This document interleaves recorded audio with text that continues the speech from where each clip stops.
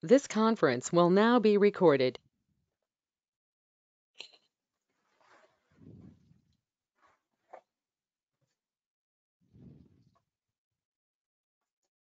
I see Stefan has arrived. Good afternoon, Stefan.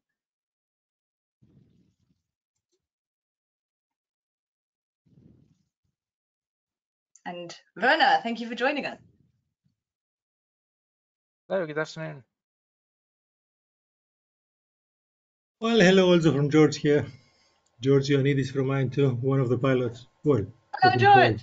Open call Hi, too. George. Hey. Nice to see you. We can't see you.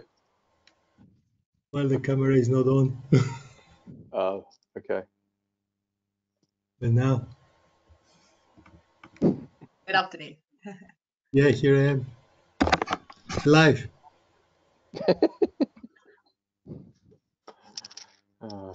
Virtually live. Well, still alive. Yeah.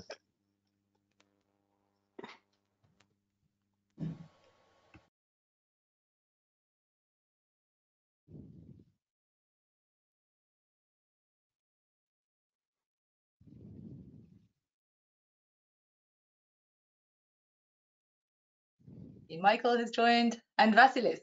Good afternoon. Good afternoon, everybody.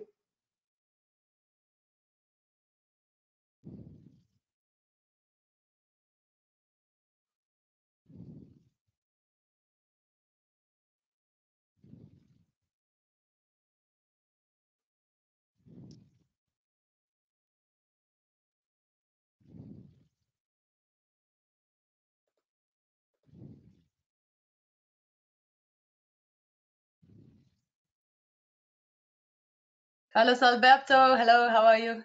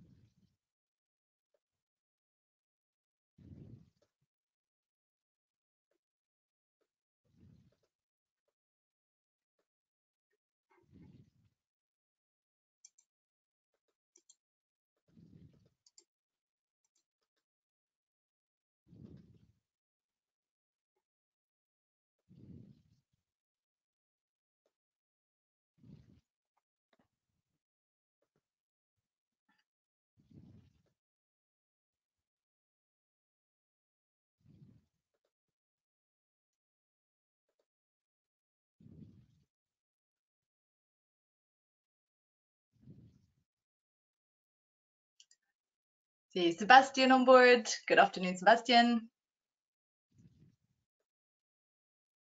Good afternoon, everybody.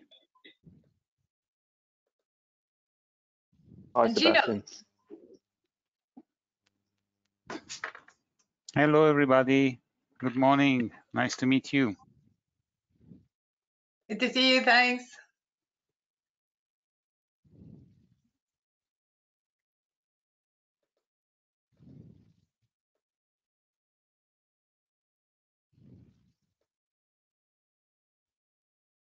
Will we wait a few minutes or? Yeah, well, you said we'd start about 2 minutes past. So, Catherine, probably should kick off, I think. Let's go. Yep. Take it away.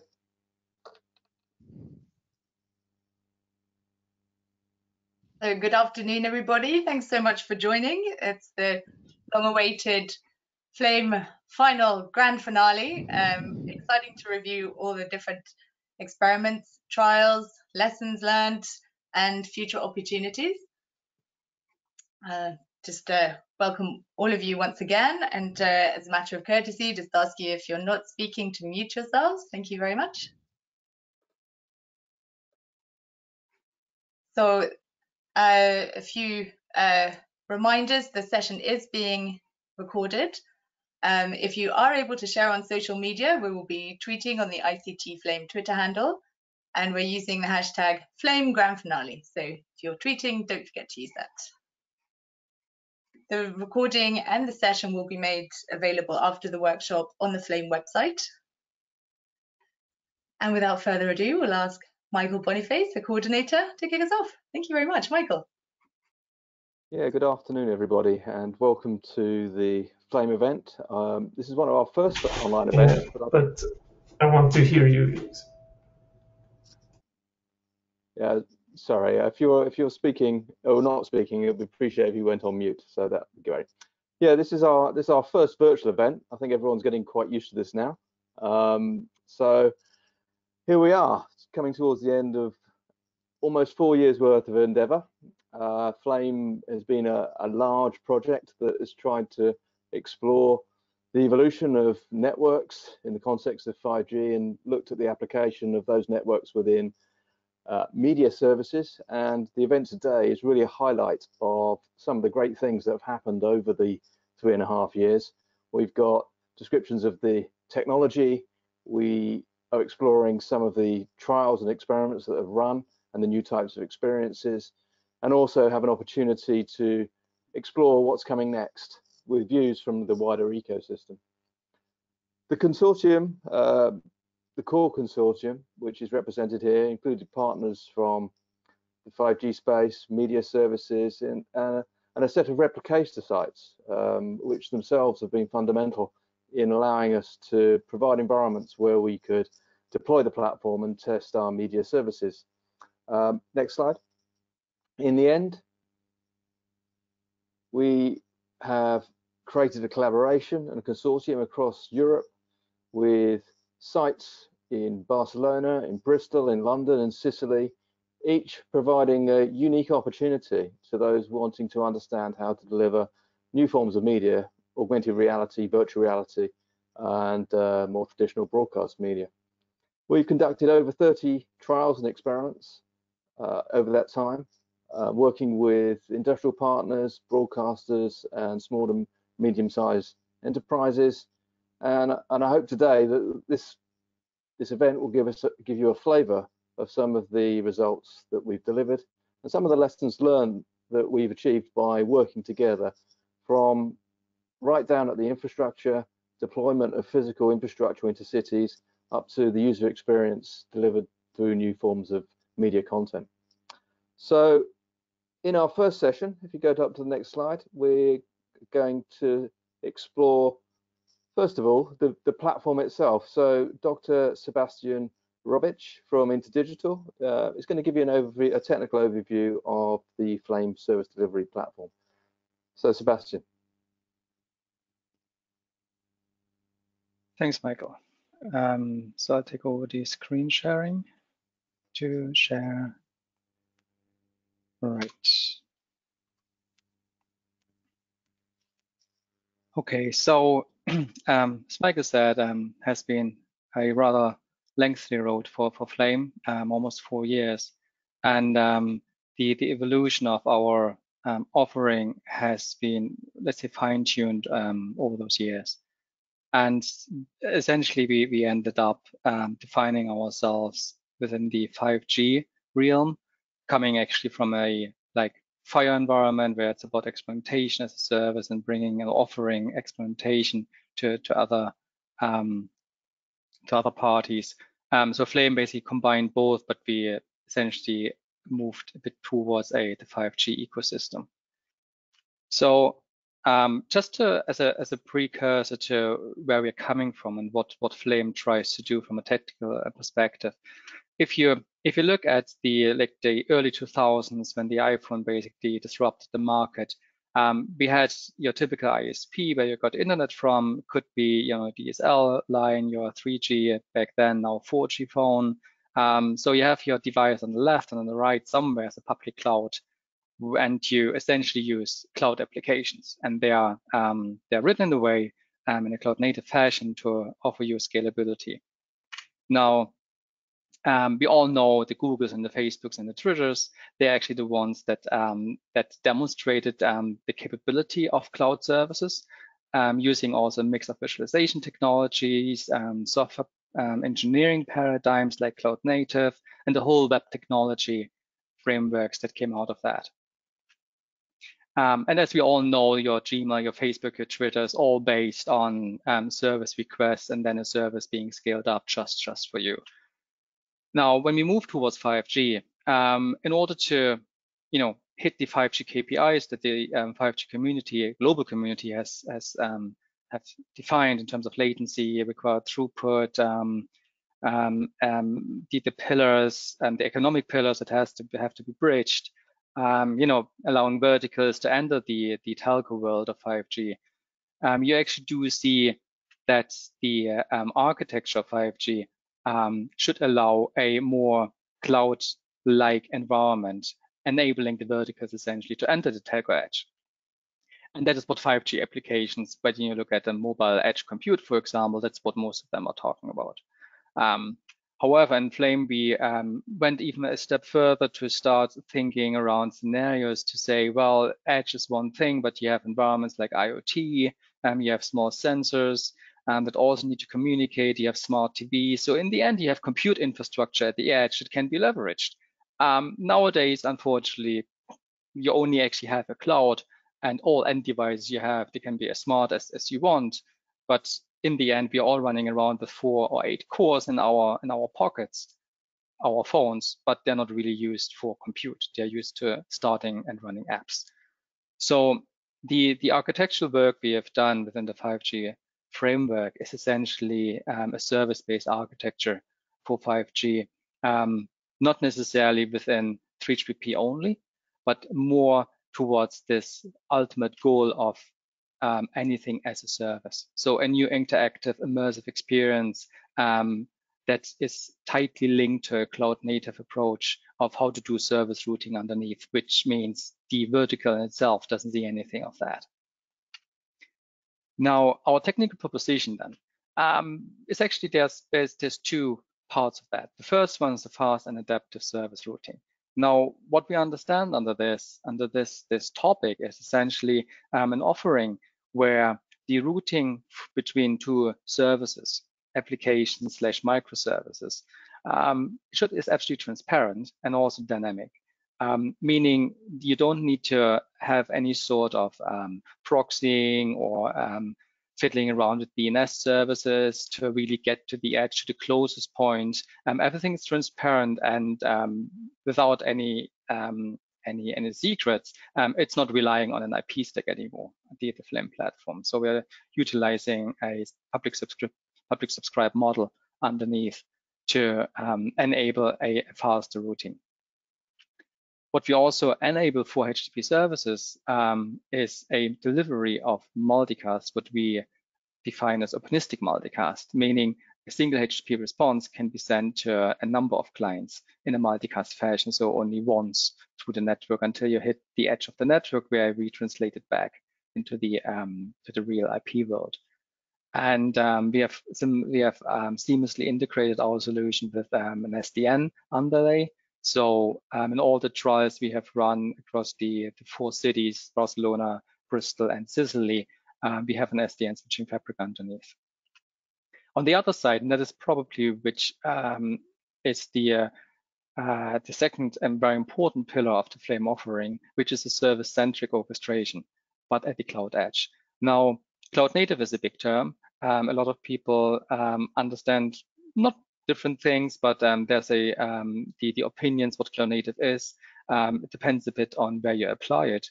And for us, essentially, it's an orchestration approach for cloud native microservices. So basically, the service that comes from a typical public cloud has been brought into the telco edge, and we offer an orchestration layer that looks very similar to the cloud. But it actually enables, it hides the complexity of the underlying routing and the telco-related information someone would need to use if you use HCMAC, for example. And this enables a new amended IP value chain because the one that offers the infrastructure can be part of the value chain. Together with the orchestration approach, there's also an extended lifecycle management, which essentially allows a more fine-tuned approach towards handling the states of services across the edge. And it's fully policy-driven, which you expect from a cloud, where you simply define SLAs that are translated then into triggers to change something. And because it's location aware, the content that's supposed to be closer to the user can be therefore triggered. And this is all essentially conducted through a cross-layer analytics component that combines information from infrastructure, platform, and application layer to continuously monitor the information. Has a very rich information graph that allows the vertical, the experimenter, to write policies that go beyond what you can do in a public cloud. Now, how it looks in terms of components. So you'll see at the top let's say the experimenter / the users of our platform, which is either an operator, for example, a 5G core provider, or the verticals, and that is where Flame essentially demonstrated in 20+ trials its capabilities. Mapping back to the offering from before, you see the service routing, fast and adaptive service routing. As part of the offering of the platform, you see the cloud native orchestration components, which is the orchestrator and the lifecycle management state engine, and you see the cross-layer analytics with various subcomponents enabling the offering. The entire platform is deployed across all infrastructures as VNFs through an ETSI NFV compliant NFVO, and as mentioned before, we seamlessly integrate with SDN, so the platform uses OpenFlow to inject the rules we would need, which are non-IP based, but we leverage essentially we semantically overload existing headers that are available to us. The interface to orchestrate can be defined as a proprietary one at the moment. It's Tosca-like, as mentioned, or as written on the slide before, but it's fine-tuned and therefore it is proprietary. But it's a cloud-native orchestration interface that can be used by any vertical or 5G operator. Now, in terms of how it looks, and if you deploy such a Flame platform, and on the very left you see a device which is connected to components, and most importantly, the telco edge, which is the cloud you can see here, the gray one, is essentially the Flame platform with the various components.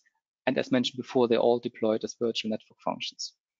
Most importantly, what you see on the bottom right, what we call as cluster, or on this slide here, a service host, is essentially also a VNF deployed within the infrastructure, and that maxes out the compute resources within a location.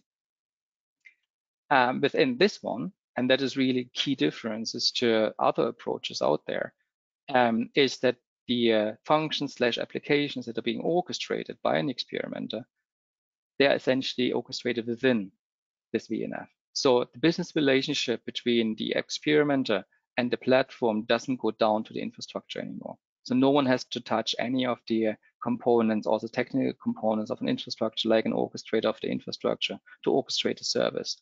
So Flame abstracts the way by putting a shim layer in between. On the bottom left, we have the service provider. They have an interface, the cloud native one, to orchestrate their service. And the components within the telco cloud then are simply the enablers, the technology enablers to offer the service routing and orchestration capabilities of the Flame platform. What's also important to understand in terms of orchestration within Flame are the life cycles you can have. And by Flame enabling a decoupling of infrastructure platform and the vertical on top, we essentially have 3 layers of orchestration.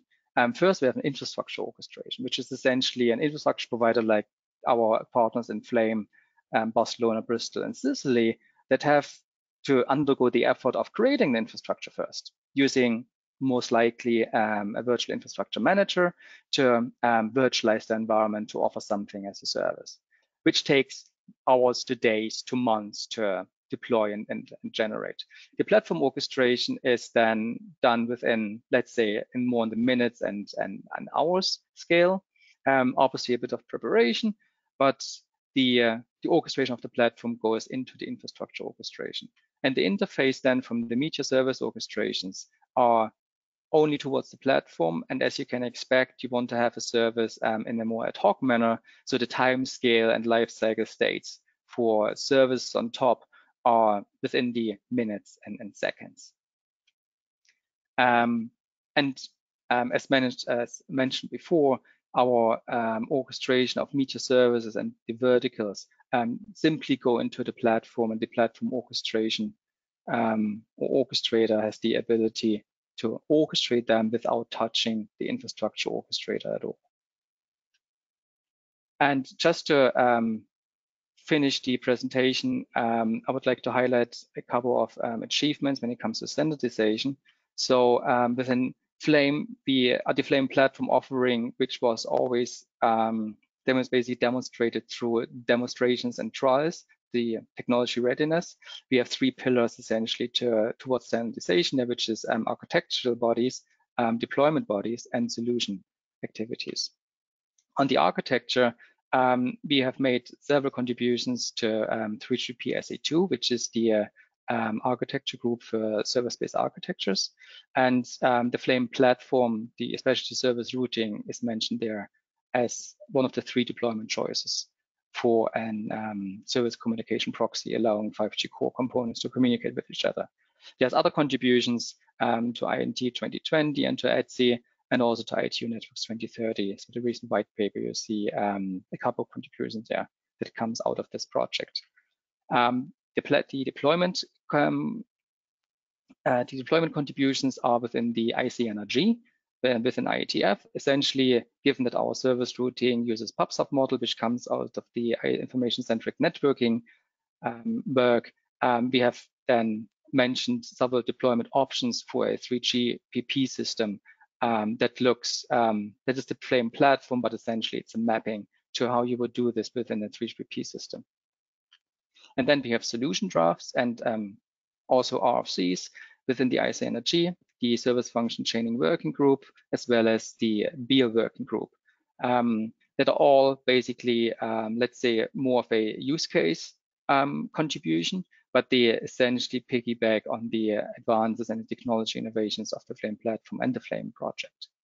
And then there's also, outside of those three pillars, there's two further contributions within the ITU Network 2030, which is the white paper, as well as within the NGMN community, where we essentially can demonstrate our contributions through white papers where Flame partners are editors. In summary, in a nutshell, as I said, the service routing of Flame platform is mentioned within release 16 of 3GPP, and in total, under Flame, we can book 90+ standard contributions since the beginning of Flame, with an RFC on name-based service function chaining, and further RFCs that are currently in the pipeline from going a draft to become an RFC.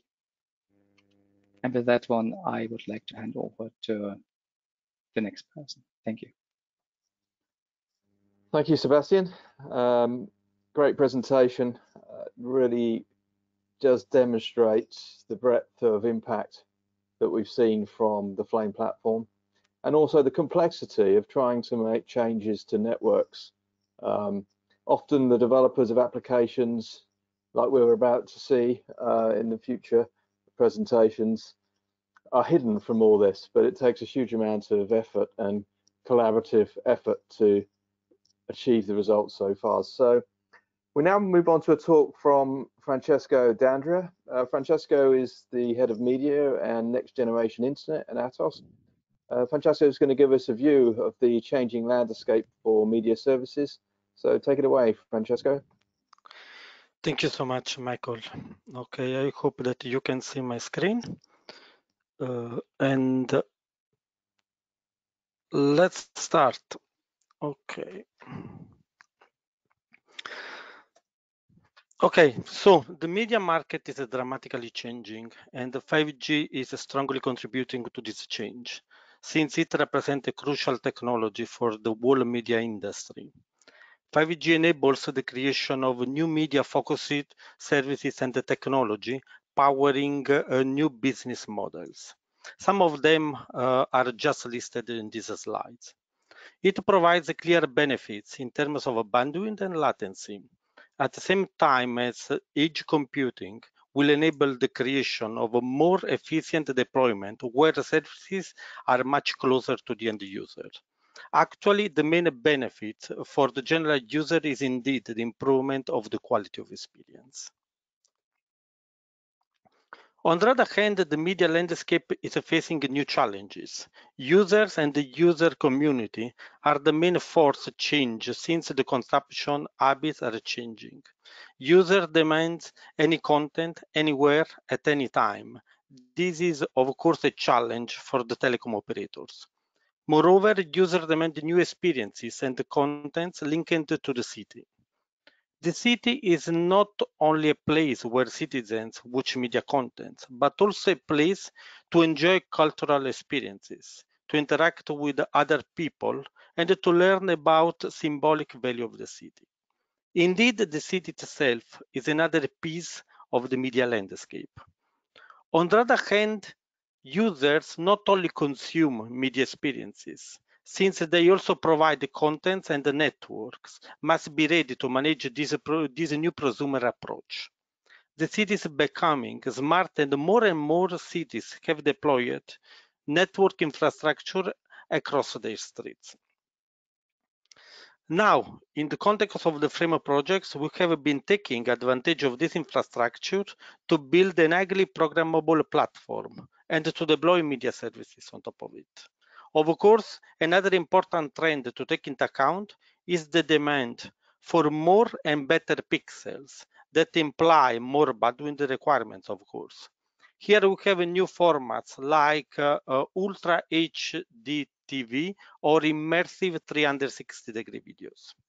From the media provider side, these new habits simply implies new challenges as well, like the production of new contents and the formats and the delivery of new services like augmented reality or virtual reality. So we can also identify needs from the media industries, like the reduction of the cost of the media delivery. Flame has deployed 5G technologies to enable a variety of media services supported by a programmable platform and new paradigms like the virtualization or SDN.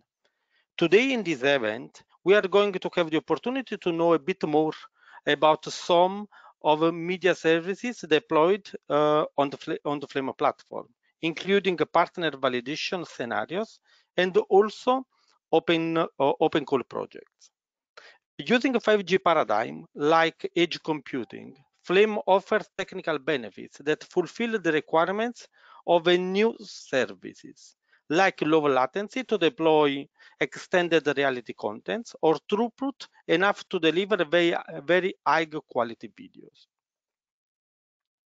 Now it's time to know a bit more about the deployment of media services in Flame. We have taken the concept of a service function chain from the NVF words. So media services are deployed as a chain or media components. The media components are installed on the infrastructure in a flexible manner, considering the distribution of resources around the city. In that way, we get an adaptive platform that is able to easily reorchestrate the resources depending on the user demand, as well as policies defined by the media service provider. Indeed, a key functionality to achieve this is the continuous platform monitoring. To summarize the role of Atos in Flame, we have developed Media Services Foundation as elementary component, a storage, adaptive streaming engine, a transcoding service, and etc., to allow media providers to build more complex media services. These media components have been encapsulated as a Linux container to take advantage of a flexible placement based on continuous monitoring and the media service provider policies. This is all from my side. Now we are going to know more about concrete experiments and the media services deployed in Flame. You can learn more about the project in the website and in the white paper we have produced in the context of the project. Thank you very much for your attention.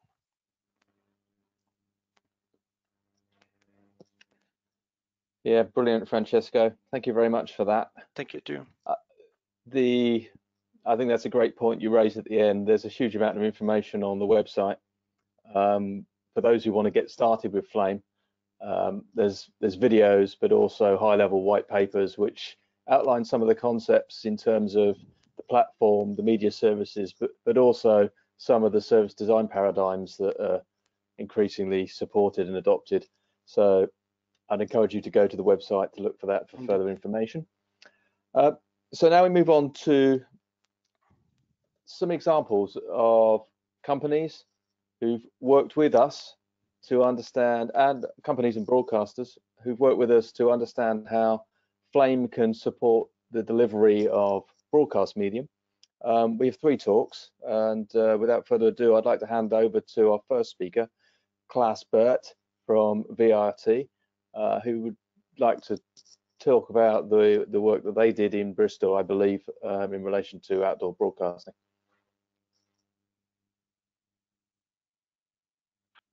Yes, thank you, Michael. Good afternoon. I'm Klaas Baert from VRT Innovation, the R&D department of the VRT. So there I am. And a little over a year ago, we ran an experiment on participatory media in the Millennium Square in Bristol. Now, it was a study to better understand the role of participatory media in the context of a public debate. A debate around 6 topics which were typical for smart cities. Now, I won't go too much into detail on the content of the study, but I would just like to point out that the experiment was built on a media service chain that could enable many other use cases around user-generated content.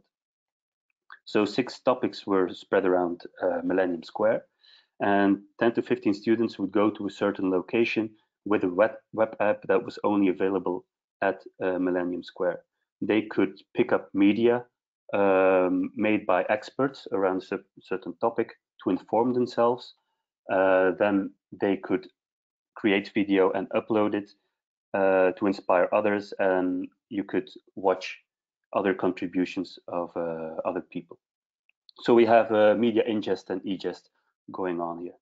So this is the service function chain. We have a container containing the front end and one containing the back end. So these are use case specific. The green ones are future media services that were provided in the project by Atos and could be part of most user-generated content use cases like MPEG-Dash service for streaming your media and the transcoding for media ingest. Like all videos are transcoded immediately in a format ready to be served from the MPEG-Dash service. And they are stored as such, of course, in the storage, the third service. Now, if we take a look at the deployment, there were 4 clusters and 4 towers, each containing the front end transcoding and streaming service, of which the state could change between connected, placed, and booted based on traffic to the service. And a central data center had both the backend and storage deployed. So 1 instance of those each. And on the right, we see a part of the deployment descriptor in YAML that was used. Now, jumping to the learnings, first of all, I have to mention the fact that at that point in the project, it was more of a technical test rather than a quality of service, quality of experience analysis. It revealed some issues that were fixed in later versions of the platform, but getting the service chain deployed and working during an experiment was a milestone at that time. And then the next point may look a bit strange, but during the project there has been some debate on the fact if there was a benefit for content ingest. With the multicast over HTTP capabilities of the platform, the possible benefits of streaming video are much more clear. Now, we could show on a conceptual level that the benefit for content ingest here lies in the strategically placed future media services.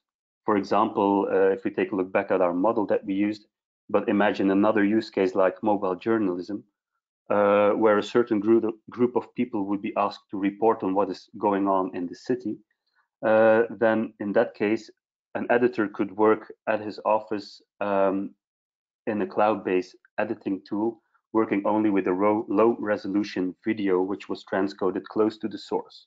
And once he's ready to create a final resolution rendering, only the used assets would be uploaded from point A to B, so reducing bandwidth and production costs. And if we enhance this model a bit and adding two more services in the chain, like quality analysis and content analysis, we could imagine the scenario that we done in Bristol, where a group of unknown users is asked input on a certain topic. Now, these services could filter out unrelated uploads based on what they find in the object detection, or uploads that are not suitable for broadcast. If that is your purpose with the footage, then this footage could also be filtered out and not leaving the edge nodes. So not only reducing bandwidth and cost, but also workload on the editorial, making this use case much more scalable. So these were my quick takeaways. Thank you for listening.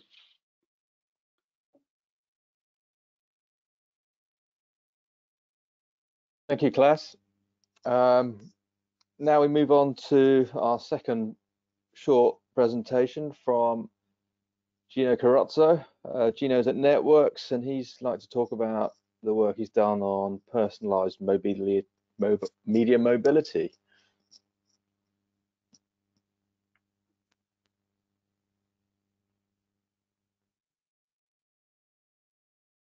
Okay, can you hear me? I'll try to make the proper display setting. Okay, so I try to be short in telling you what we did for our experiment in Barcelona with the Flame platform, and specifically what it was, the aim of testing into this facility and into this new architecture. We started, as it was presented before, from the idea to trial a new and test new media experiences in the smart cities, and to try to implement the concept of media available anytime, anywhere. And the idea behind our use case was to try to develop a sort of application, My Screen Follows Me, which using the Flame platform could allow contents to be migrated from an inside environment like the house, where typically we have multiple media devices, some of which are part of the business of our company, and through the Flame-empowered infrastructure be made available across the coverage area in the city in order to bring your media with you and check and use, consume your media while walking in a shopping street or while going to work, etc. A concept very similar to what we experience today with many over-the-top services, definitely, but in scale here to test how to make it available for a smart city for personalized media experiences, personalized media services from the user. So something which is not a Netflix fruition, but more, let's say, personal media in my VOD at home. And starting from that, our trial in the end consisted of engaging 12 users, external users to the project, who were moving around the Barcelona area where the Flame infrastructure is available and has been tested.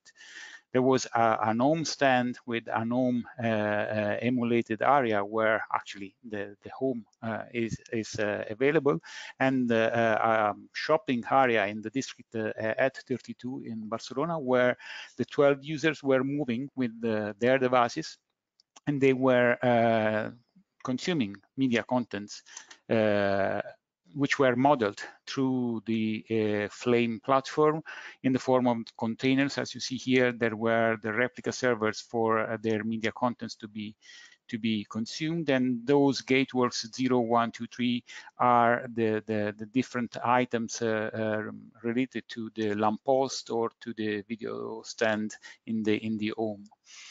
And actually, there was a bunch of configuration activity in order to model this service in the Flame way, which is a very powerful abstraction with respect to what an NFV network service modeling can allow.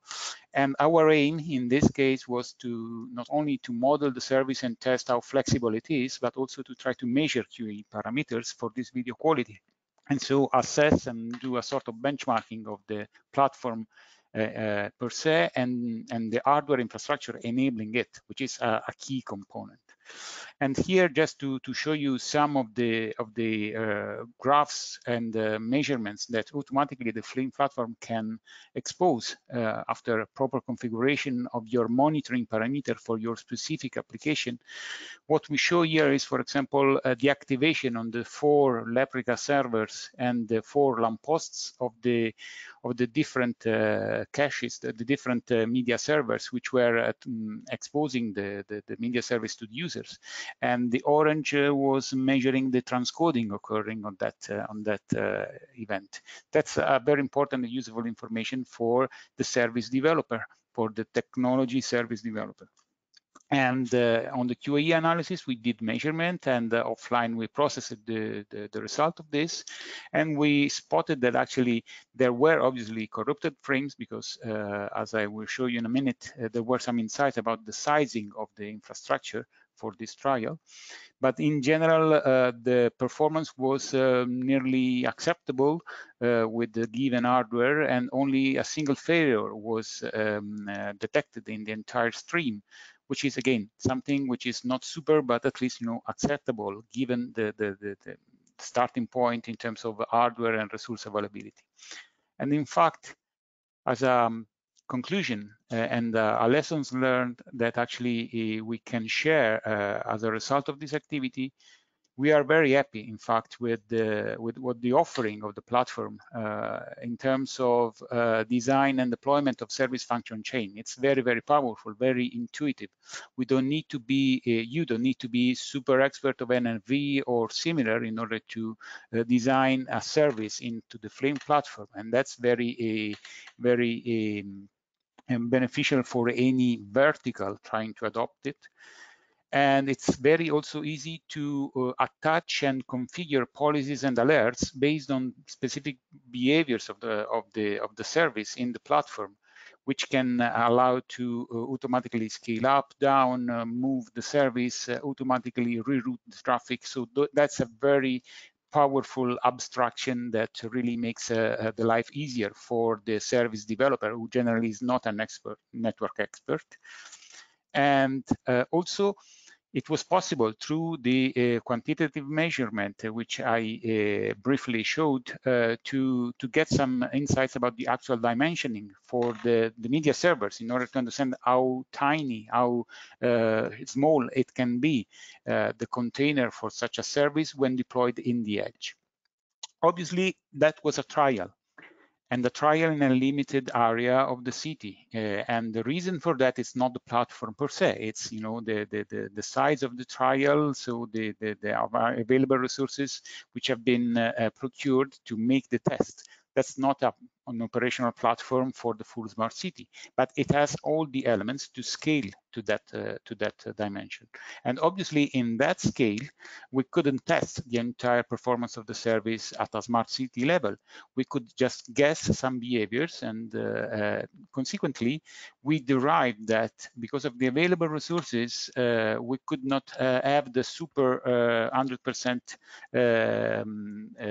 achievement of the QoE satisfaction from the users.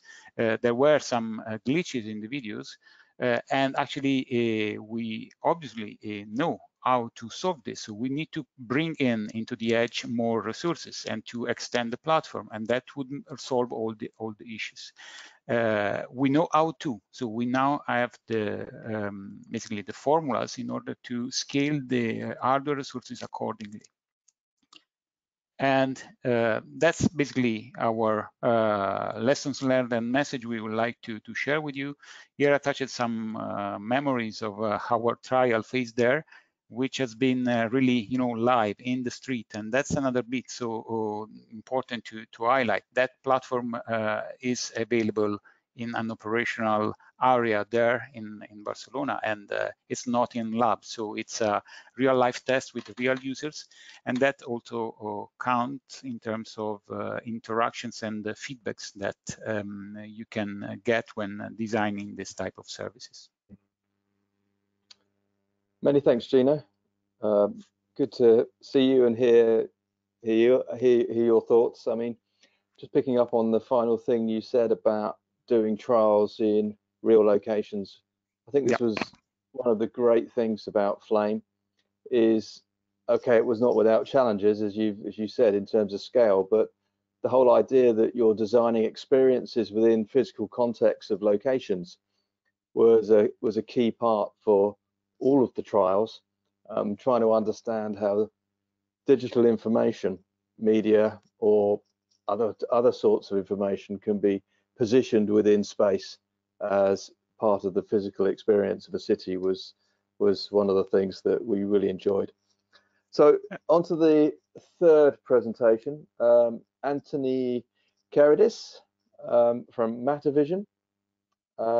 That's right, I think it's that one. I got a bit worried then. You showed me a slide of people which didn't include Anthony, but it definitely is Anthony who's on the third talk looking at the distribution of VR. So take it away, Anthony.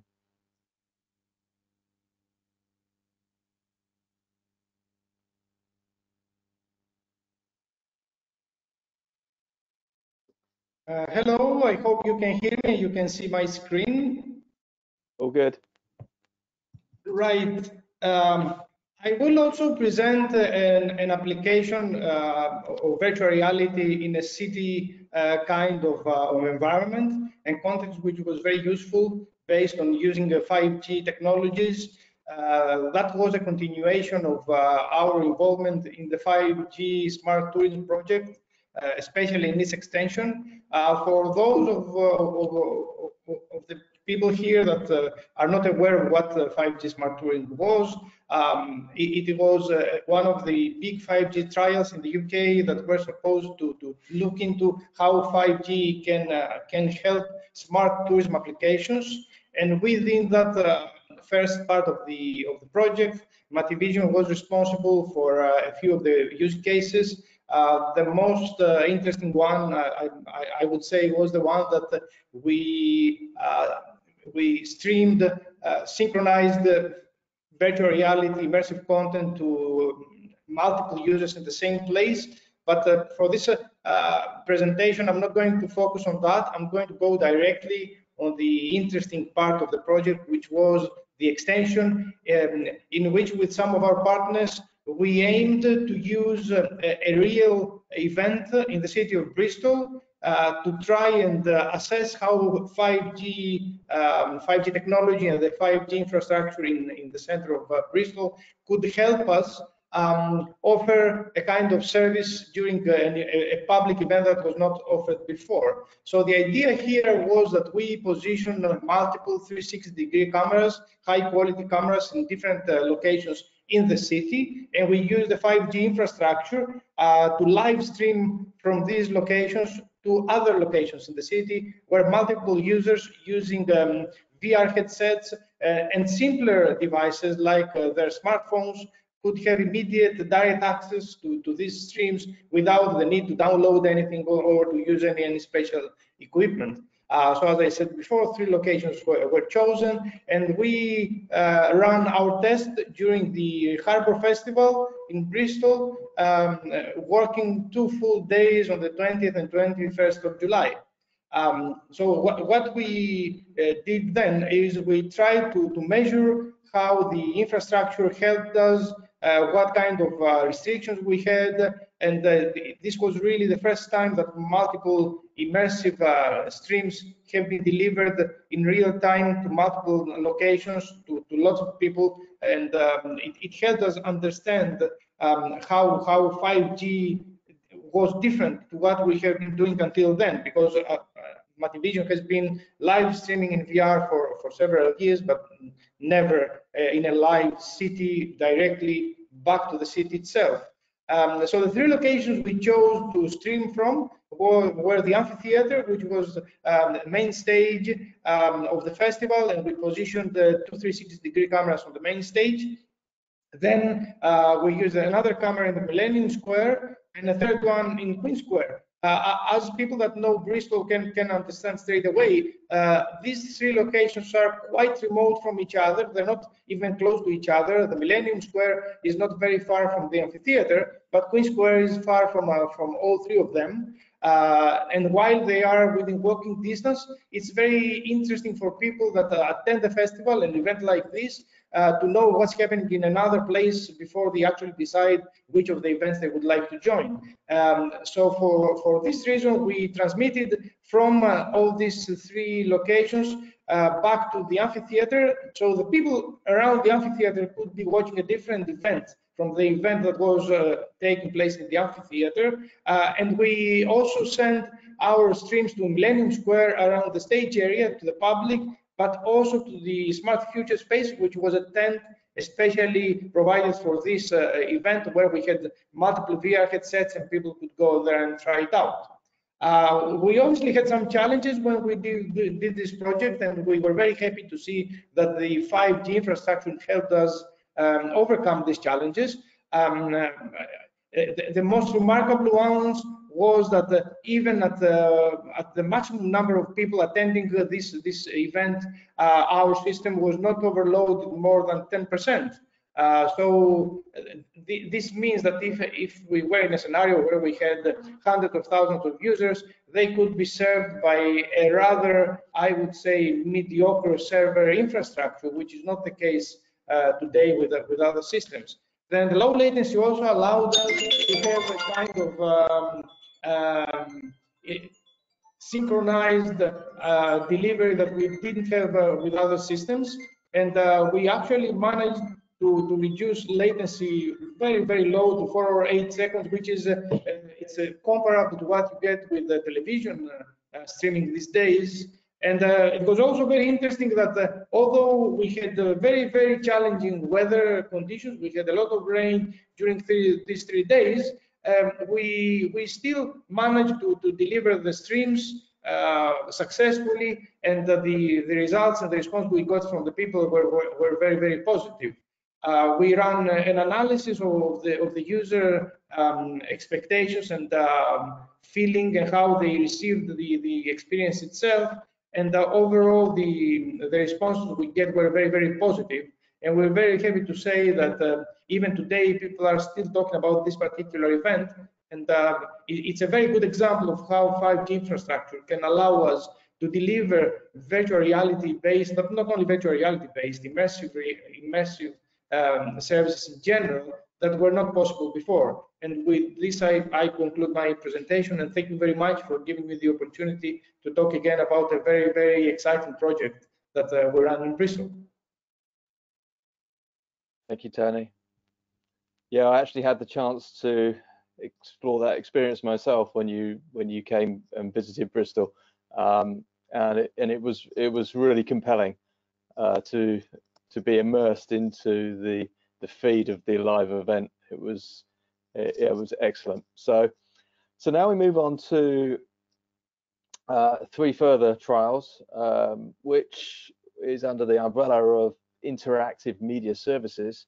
So these are new types of content, new types of interaction, things like using some of the similar content, AR and VR, but these are the sorts of experiences that are exciting in that maybe they're new and haven't been seen before. So as Tony was saying, the experience of VR had not, in the way we delivered it, had not been seen before, but many things we're going to see in the next talks are of that nature too. So let me start by handing over to Stephen Poulakis. Stephen is from Disney Research in Switzerland, and we've been working closely with him for the entirety of the project. And yeah, look forward to your talk, Stephen. Thank you. Great, thanks.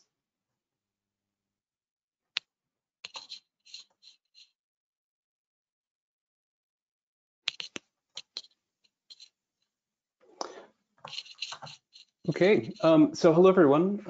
My name is Stephen Polakos. I'm an associate research scientist at Disney Research Studios. I'm here to tell you about a new media service prototype that we developed within the context of the Flame project. We call it location-based AR storytelling, and the concept is to map a branching interactive story to a physical location in an urban environment. The story is experienced at designated physical locations using a handheld mobile device and augmented reality techniques. And the Flame platform enabled us to localize media services, in this case, services for content delivery, at the physical locations where that content may be consumed.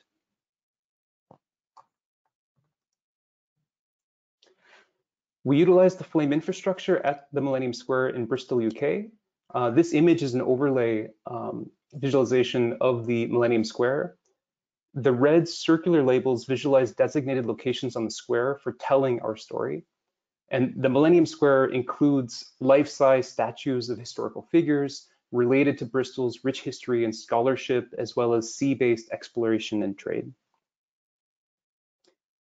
We developed a specific location-based AR story for this location, which we call Bristol Quest.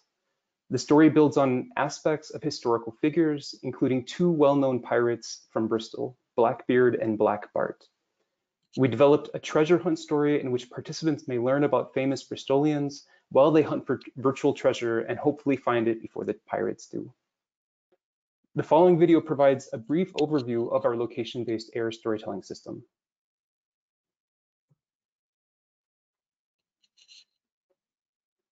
The player's physical location is determined using GPS. When the player is within physical proximity to an AR storytelling location, the application automatically retrieves the multimedia content associated with that location. A story is composed of multiple locations, each associated with a localized media delivery service. An AR marker triggers the visibility of an augmented reality stage that is visualized at the location. This is our alley scene in which a treasure map is found.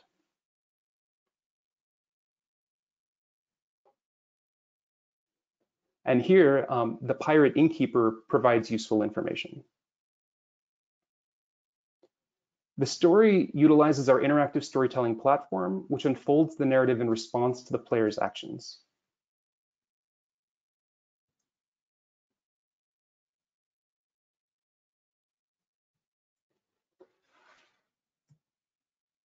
We captured video during a user trial at the Millennium Square in November 2019.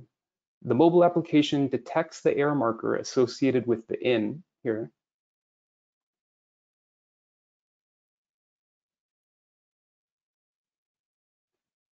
And here are three of the participants in our user trial. And they're visualizing the pirate innkeeper, Pius, here. He approaches the player and reveals information about the recent events and warnings about dangerous pirates. He also suggests that something was hidden in the alley, in this case, leading the player to another location. And as we saw in the previous video, the alley is where the treasure map is found and collected by the player. And so this gives you an example of how the AR is embedded in the environment.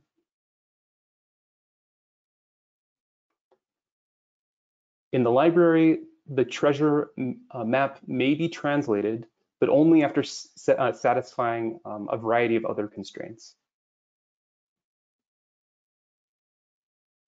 The constraints force you to explore the environment. And finally, when the treasure map has successfully been translated, the player may dig for virtual treasure.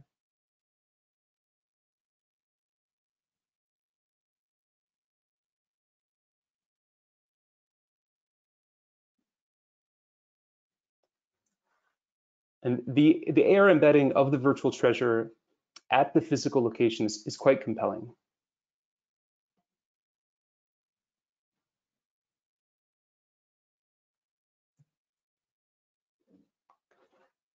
Here's a summary visualization of our 4 AR stages at the Millennium Square. For each AR stage, a corresponding physical tower is highlighted with a blue circle.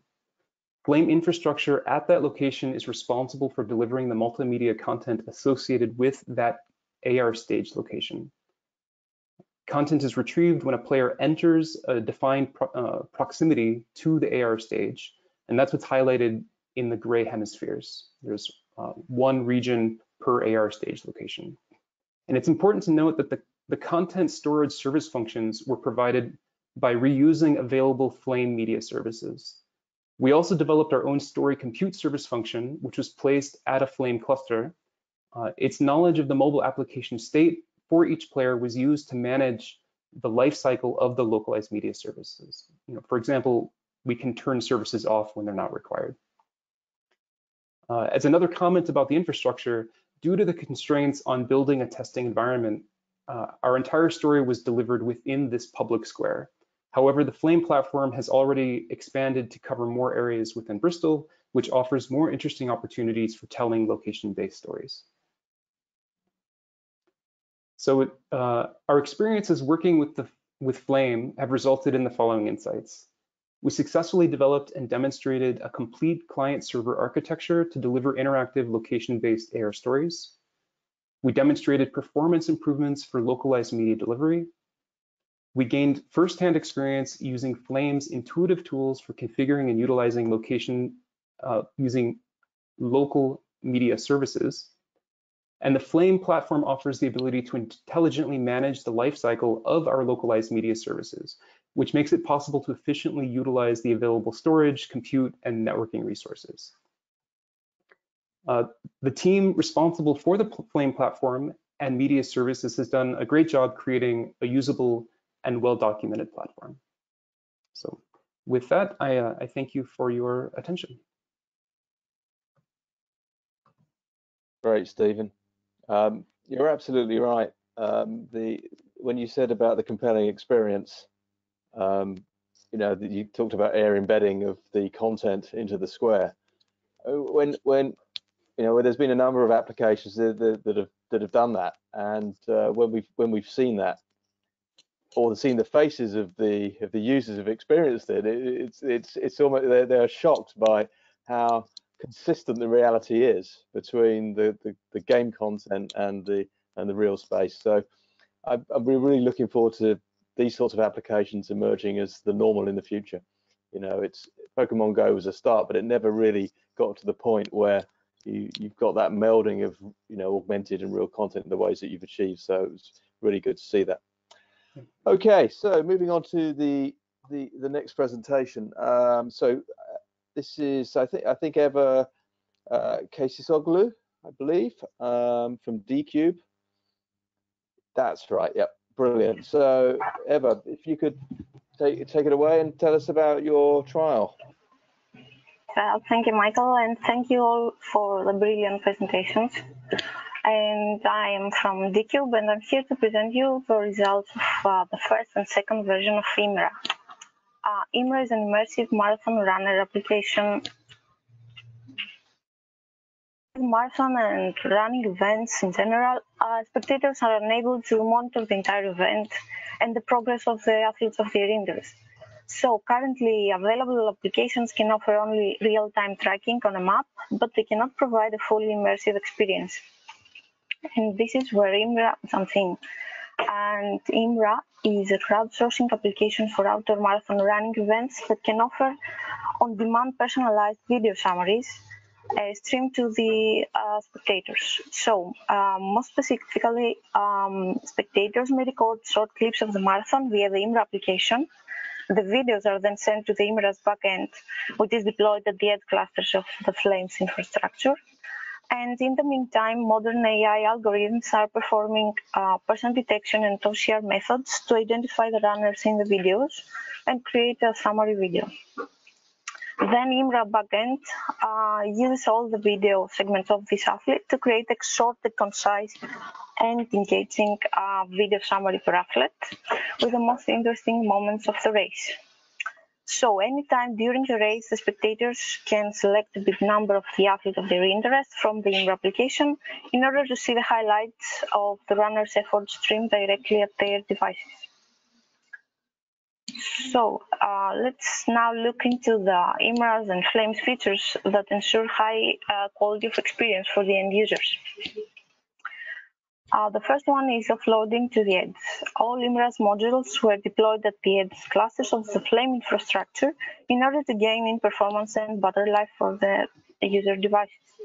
The second one is the proxy cast playout. This means that the video summaries were casted at the edge close to the demand according to the casting policy, which was, to be exact, after 3 requests. On top of the above, IMRA, the second version, implemented a proactive video content placement at the edge based on the demand prediction. In fact, from the trials performed, it became evident that the user may request the video summarization of the same output more than once, and that makes sense. So IMRA monitors the request from its location, and as soon as updated content is available for a particular outlet, it is placed at the edge, making the quality of experience for the end user flawless, minimizing the initial play-out time. Another important feature is the graphical scaling and out that was utilized. This reduced the latency as the nearer edge cluster is serving the user, and also it avoids overload of the cluster. And last but not least, the smart adaptation of IMRA with identification module based on the load, which refers to compromise quality for low latency. So during OC2, DCube traveled to Bristol and organized a marathon event in the Millennium Square with 8 people. The purpose of this trial was to evaluate IMRA's performance in a realistic scenario and to benchmark the Flame infrastructure in case of a high load. So the participants and they had their clothes, and 2 engineers were recording. After that, created traffic using 10 different to trigger the adaptability, evaluate the delivery experience, the delivered quality. So different scenarios were tested regarding the number of initial playout delay and bitrate were, and the final results prove service and quality of experience. Confirmed readiness of IMRA and Flame rated the experience with 5 stars. So DCube IMRA against Cloud, and so we tested the IMRA upstream viewing from a cloud platform, and the initial latency was 3.5 of the Flame's deployment and 2 times more bitrate. This confirms that Flame 5G platform can deliver significant quality of experience to the end users in terms of low latency and bitrate. Well, everyone knows that the edge computing cannot be as powerful as the remote servers. However, it can alleviate some of the bandwidth requirements and has definitely lower accuracy no matter what. And especially for the media services, the required time to send high-quality video data to the cloud for processing and then back to the mobile can be prohibitive for applications similar to IMRA. Of course, as things in AI is progressing fast and AI performance at the edge is continuously improving, Flame is able to support even more computationally intensive processes with no impact in performance. Another important reason why IMRA prefers Flame over the cloud is the local data storage and processing in terms of security. By using edge computing, sensitive information and personal data, such as people's photos and location, are stored and processed locally rather than being published in the cloud. So only aggregated data sets and key insights need to be streamed to the cloud, while all sensitive data remain local. And of course, this is important for user acceptance.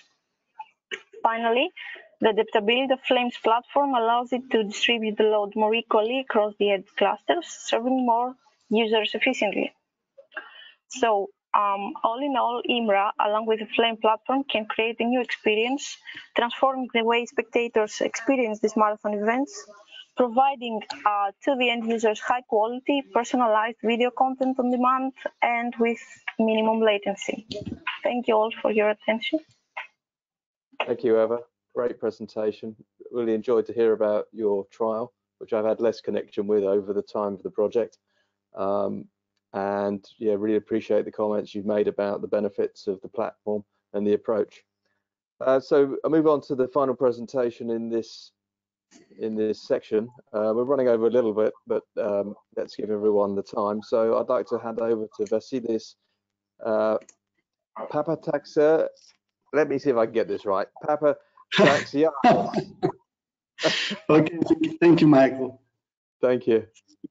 Thank you, everybody, for being present today in this presentation. So let me say a few words. I will try. I have 10 slides, so I will try to be quick, not dead. So okay, the experiment that I will try to present today is called HoloFlame. The full title is Dynamic Orchestration, Customization, and Delivery of Mixed Reality Content at the Network Edge. Hopefully you can see my screen now. All right. And I'm representing Intelli ICT, which is an SME located in Greece. Okay. So some basic information about the experiment. The goal was to develop, actually to customize an application, an AR application that we're currently working on. And we wanted to take advantage of the network edge functionalities and facilities provided by Flame. Here we take advantage of mobile crowd sensing, meaning that we allow people to create content. We allow users to create content. We allow them to upload this content and make it available through the network edge. And we also provide a tool in order to allow them to create easily AR scenarios. So this practically means that users are able to create scenarios without having the need to have expertise in to have any programming skills, let's say. So we and finally we of course we are visualizing this this AR data using commercially off-the-shelf devices and like smartphones. We tested, actually you will see later on that we have tested the application in Android devices, iOS devices, and Microsoft HoloLens device. And the experiment has been has taken place in the Busseto Palicciolo and level 7 infrastructure. All right, this is bird's eye overview of the experiment. We had three pillars. The first one, that we wanted to allow users to create applications. So we had the augmented application pillar. We had the augmented intelligence pillar, since the user were able to create dynamic scenarios using the same application. So that they could use the same application, the same AR application, in order to test and participate in different scenarios, which is quite a novelty, considering the current limitations that the AR community is facing. And the third pillar was the augmented content, because we were able to create specialized content based on the multimedia content offered by the local community that this application was tested. So this the overall architecture is able to accommodate different types of scenarios, as I said before, because it's quite flexible and agile. What we did in HoloFlame, and the customization that took place in HoloFlame, was to try to support some of the functionalities provided by the native application, by the application itself, like uploading multimedia objects, multimedia items, remove them from the storage, from the content repository, share this content with other people, edit this content, create scenarios, and so on. So we wanted to support some of the functionalities that were already implemented in the application, taking advantage of the capabilities offered by Flame. So we were able to use we built some of the service functions at the network edge, and we deployed them at the network edge in order to manage this content, deliver this content at the right place, right people, right users, indexing this information, and of course interacting with the final end users. And of course we took advantage of the underlying service functions provided by Flame. Okay, this, as I said before, the experiment was supposed to take place on the Busseto Palizzolo infrastructure. As we will see later on, since we were an Open Call 3 experiment, there was no real test in the field. What we did is to use a port forwarding approach in order to test the application. But this picture depicts the actual what we had initially in mind. We wanted to support different types of functionalities of this application in the different places, and try to use some of the paradigms offered by Flame, like content caching, content placement, nearest layout, and some of these paradigms in order to deliver efficiently the AR content to the end users. So what we did. Okay, this is a scenario that we were working on and we tried to test. For example, you may consider administrators of a local museum, a local agriculture museum, taking pictures or videos, capturing some videos, and uploading this material, this content using the portal that we offer to these people. Then the platform, the backend services automatically create QR codes, some of the QR codes that are related to the specific artifacts within the museum. And then the museum administrator can just print a QR code and place it as a sticker nearby the artifact. Then when a visitor gets close to a specific artifact, he or she will be able to scan the QR code and visualize the content that is related to the specific QR code. Of course, this is taking place within the camera, within the real 3D space, within the real space, not through a browser, which is something common. So this was a novelty for this application, and because it's quite generic, and we wanted to make it able to be used in many different kinds of scenarios, not just a simple scenario. So we were able to use just a single application in order to support many different types of AR scenarios. And we had implemented this and customized this implementation in 3 different types of devices: Android devices, iOS devices, and MS HoloLens. Actually, on MS HoloLens 1, not MS HoloLens 2, because we were not able to buy at that time the HoloLens 2 device. Okay, as I said before, due to COVID-19, we were not able to travel to Italy, to Sicily, in order to test physically, to have a physical test on the actual places. So we used a port forwarding in order to test all the services and everything that has been deployed in the network edge remotely. So we have deployed all our service chain there, and then we were able to connect the devices, including the Microsoft HoloLens device, through port forwarding in order to make some measurements. Okay, here are some of the results that can be easily found and read in the respective deliverables and the final reports. What I wanted to say here and I wanted to emphasize on was the last bullet points, because I would like to explain why Flame was important to us. I mean, apart from the performance issues, which is quite obvious, because we are talking about services that are deployed at the edge, not on the cloud. There were also two additional bullet points that we consider that were very important. The first one is the fact that we were given access to real physical resources. So this is something that is not easily provided by competitive cloud platforms. Let's say, don't want to name them, but everybody knows. That similar platforms or platforms that may be considered as competitive to Flame do not provide this kind of functionalities.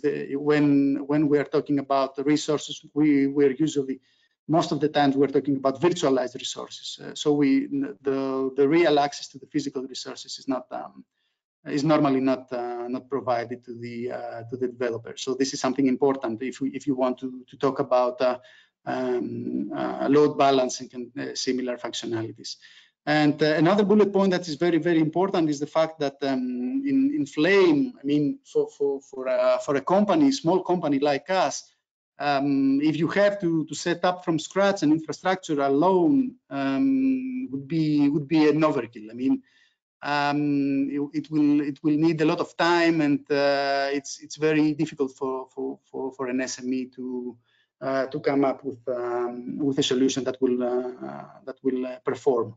So in Flame, this was something that can be, Flame infrastructure was something that could be easily configured, and most of the functionalities were already there. So it was like a dream for a small company like us to use the tools and to take advantage of what is offered by the infrastructure. Okay, just a few words for HoloFlame 2, which is actually an extension of HoloFlame 1 experiment. We are currently working on the trials. We are currently working on two different types of scenarios. The first one we call it geofencing, and we take advantage of the scale geographically pattern. And practically, when considering the previous use case that we were discussing within a museum, within the local museum, when a user, when a visitor gets close to a specific artifact, then the related content is downloaded, is cached, and when a second user comes close, this content is also presented and visualized in his application. So the application does not have to download the content again for a second time. And virtual war is something that takes advantage of the function of loading pattern, which actually tries to offload some computational needs to the cloud, to the network edge actually. Specifically, we're working on some image processing tasks. So when we're talking about OpenCV and similar libraries, it's not easy to execute this kind of libraries within AR equipment such as Microsoft HoloLens. So it is important if you are able to run some of these applications, some of these services, or offload some of these functionalities at the network edge. This is something important that cannot easily offered by other infrastructures. Okay. We need to wrap up the talk. Yeah, that's it. That's it. Thank you so much. Well, there we go. Then I've saved 2.5 seconds by intervening. Thank you so much, and thank you to all the speakers. The point you raised about support for SMEs was always an objective for the Flame project.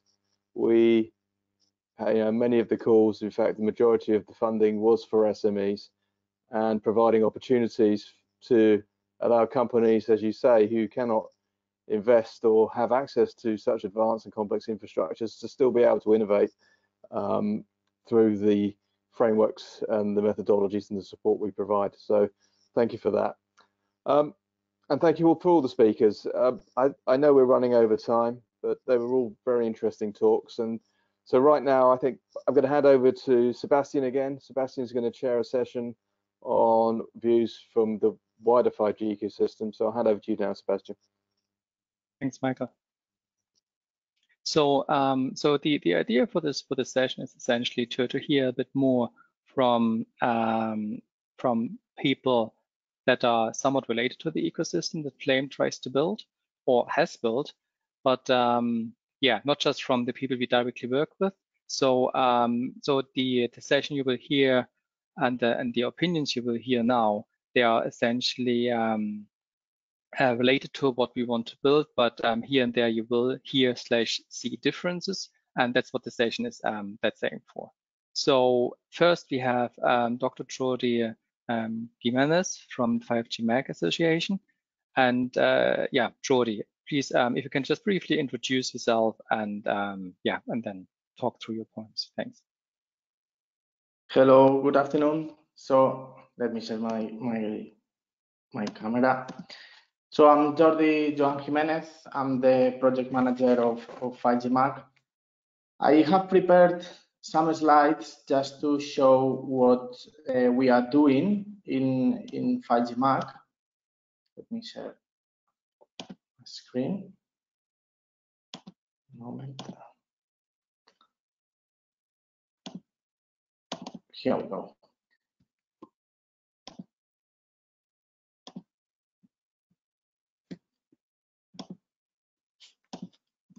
So can you see the screen? Not yet. I could see it before. No, Georgie, I'm going to make you the presenter now, seeing you're having some problems. Thank you.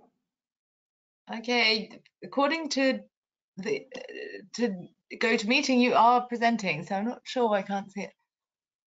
Is it now on the screen? No, it's not. I'm sorry.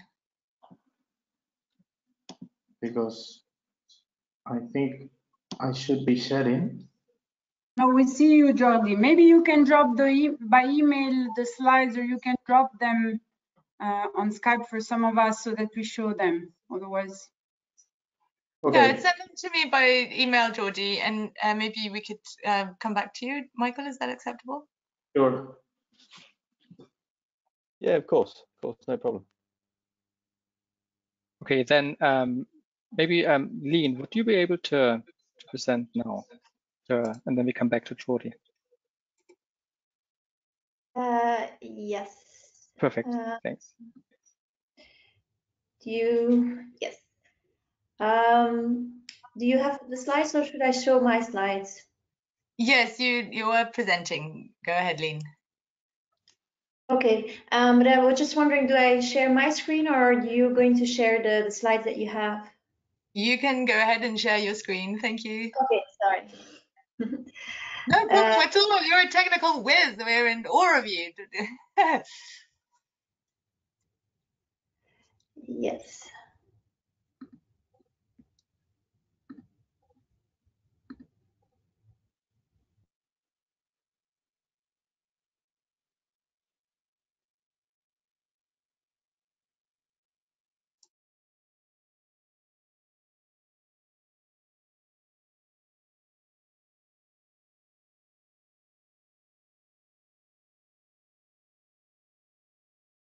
something is bizarre because, yes, we see you now. I think she's working with the Mac. We had this yesterday, that you get logged in as a second person.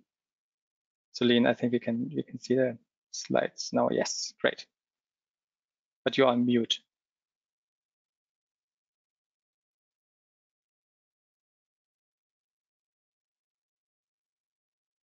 Lean, you're actually on mute. Yes. Is this better? Yes, that's it. Thank you. Okay, sorry for the technical issues.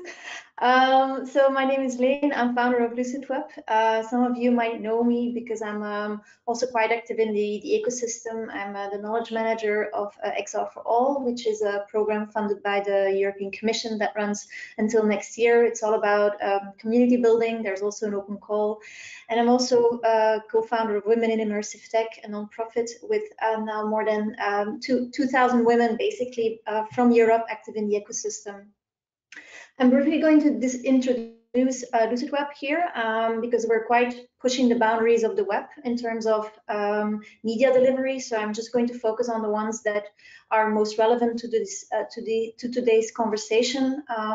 We are an SME, but we focus on both, on web VR and web AR, and we're trying to roll out a lot of experiences with brands in both technologies.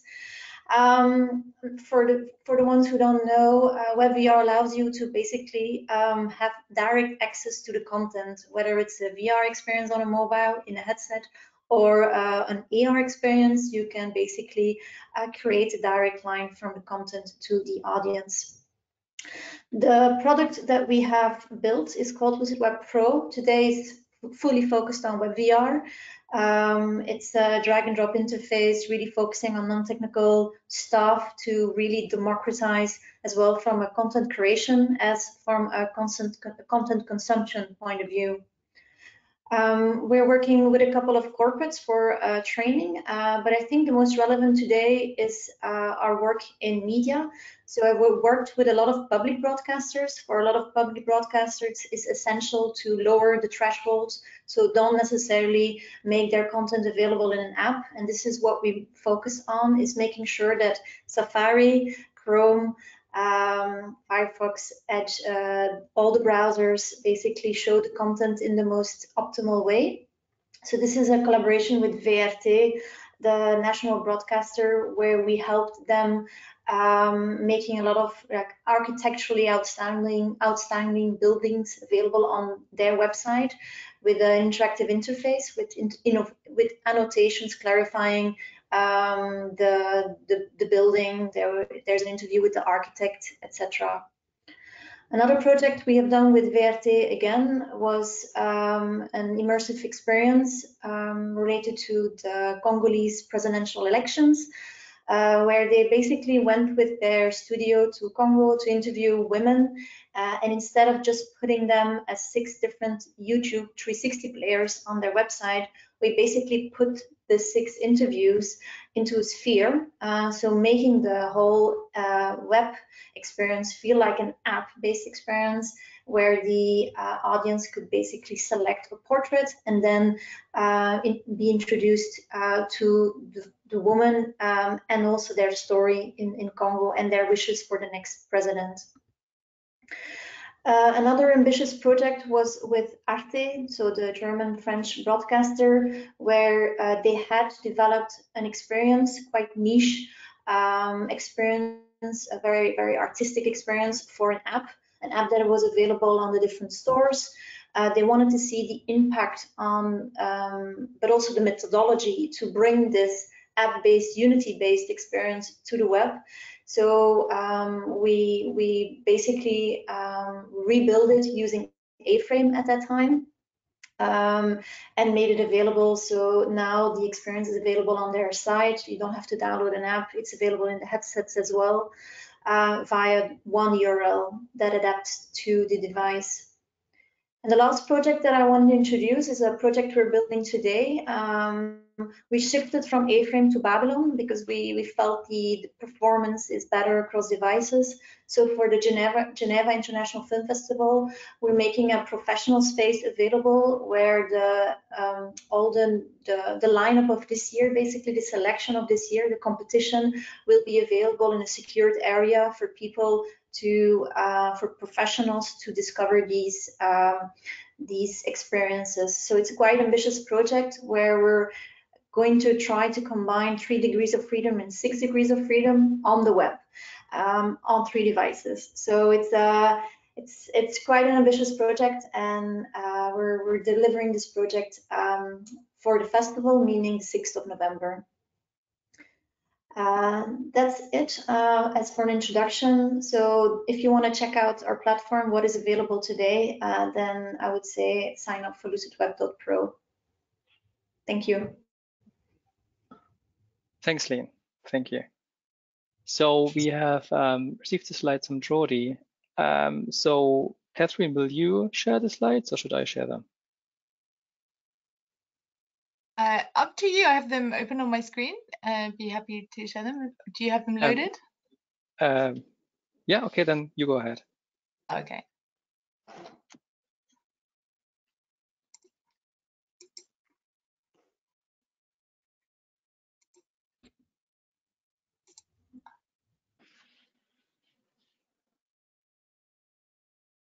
Now it will work. Excellent. So thank you for the invite to be in this amazing telco. So I'm Jordi Jimenez. I'm the project manager of the 5G Media Action Group, 5G MAC.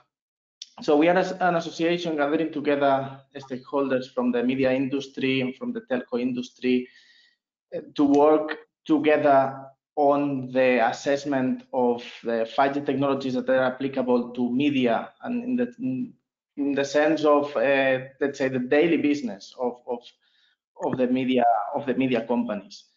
So in the next slide we can see our main focus. So we are having a look at how 5G can address the entire value chain of media, from content creation until consumption. So that means media production, contribution, of course, media distribution.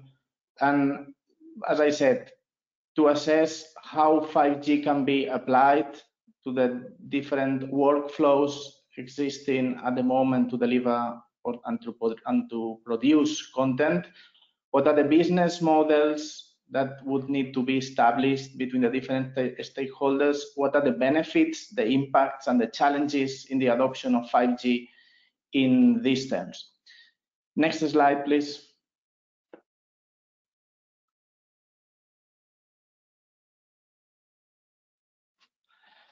So in terms of distribution, well, you can see here some of the apps that are available at the moment in Android, in Google Play Store from our members. So from the 5G MAC members, we have counted more than 200.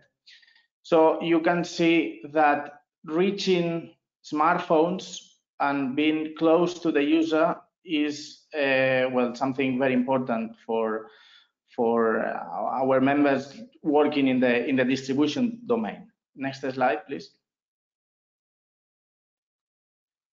So at the moment, well, as you see, members are distributing media in terms of these apps.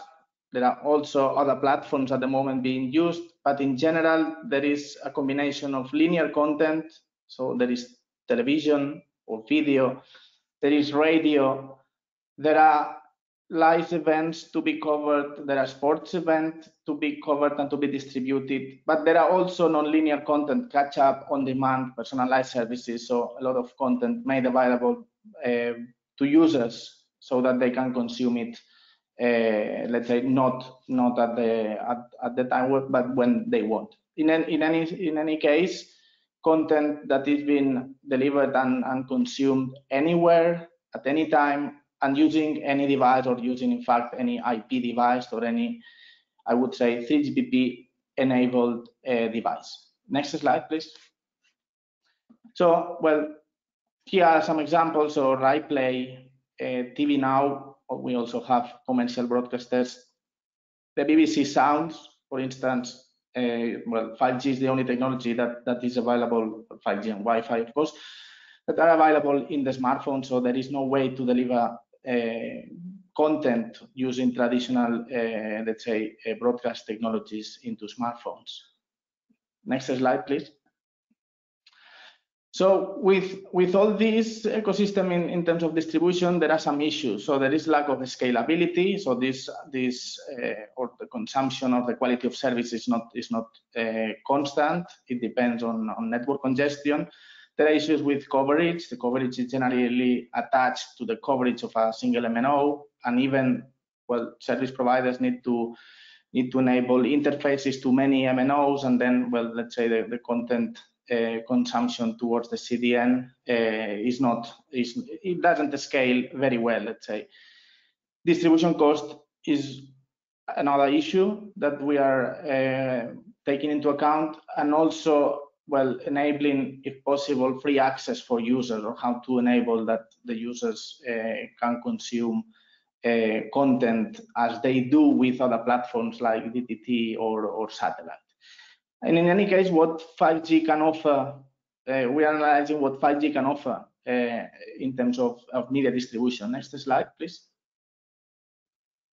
So we have detected a lot of work in 3GPP. Our members are also contributing to 3GPP to enable, well, in terms of scalability, there are work items open in terms of LTE, 5G broadcast, but also 5 Mbps, unicast, multicast, release 17. There is work also starting on satellite architectures, on satellite and terrestrial, how to bring all of this together.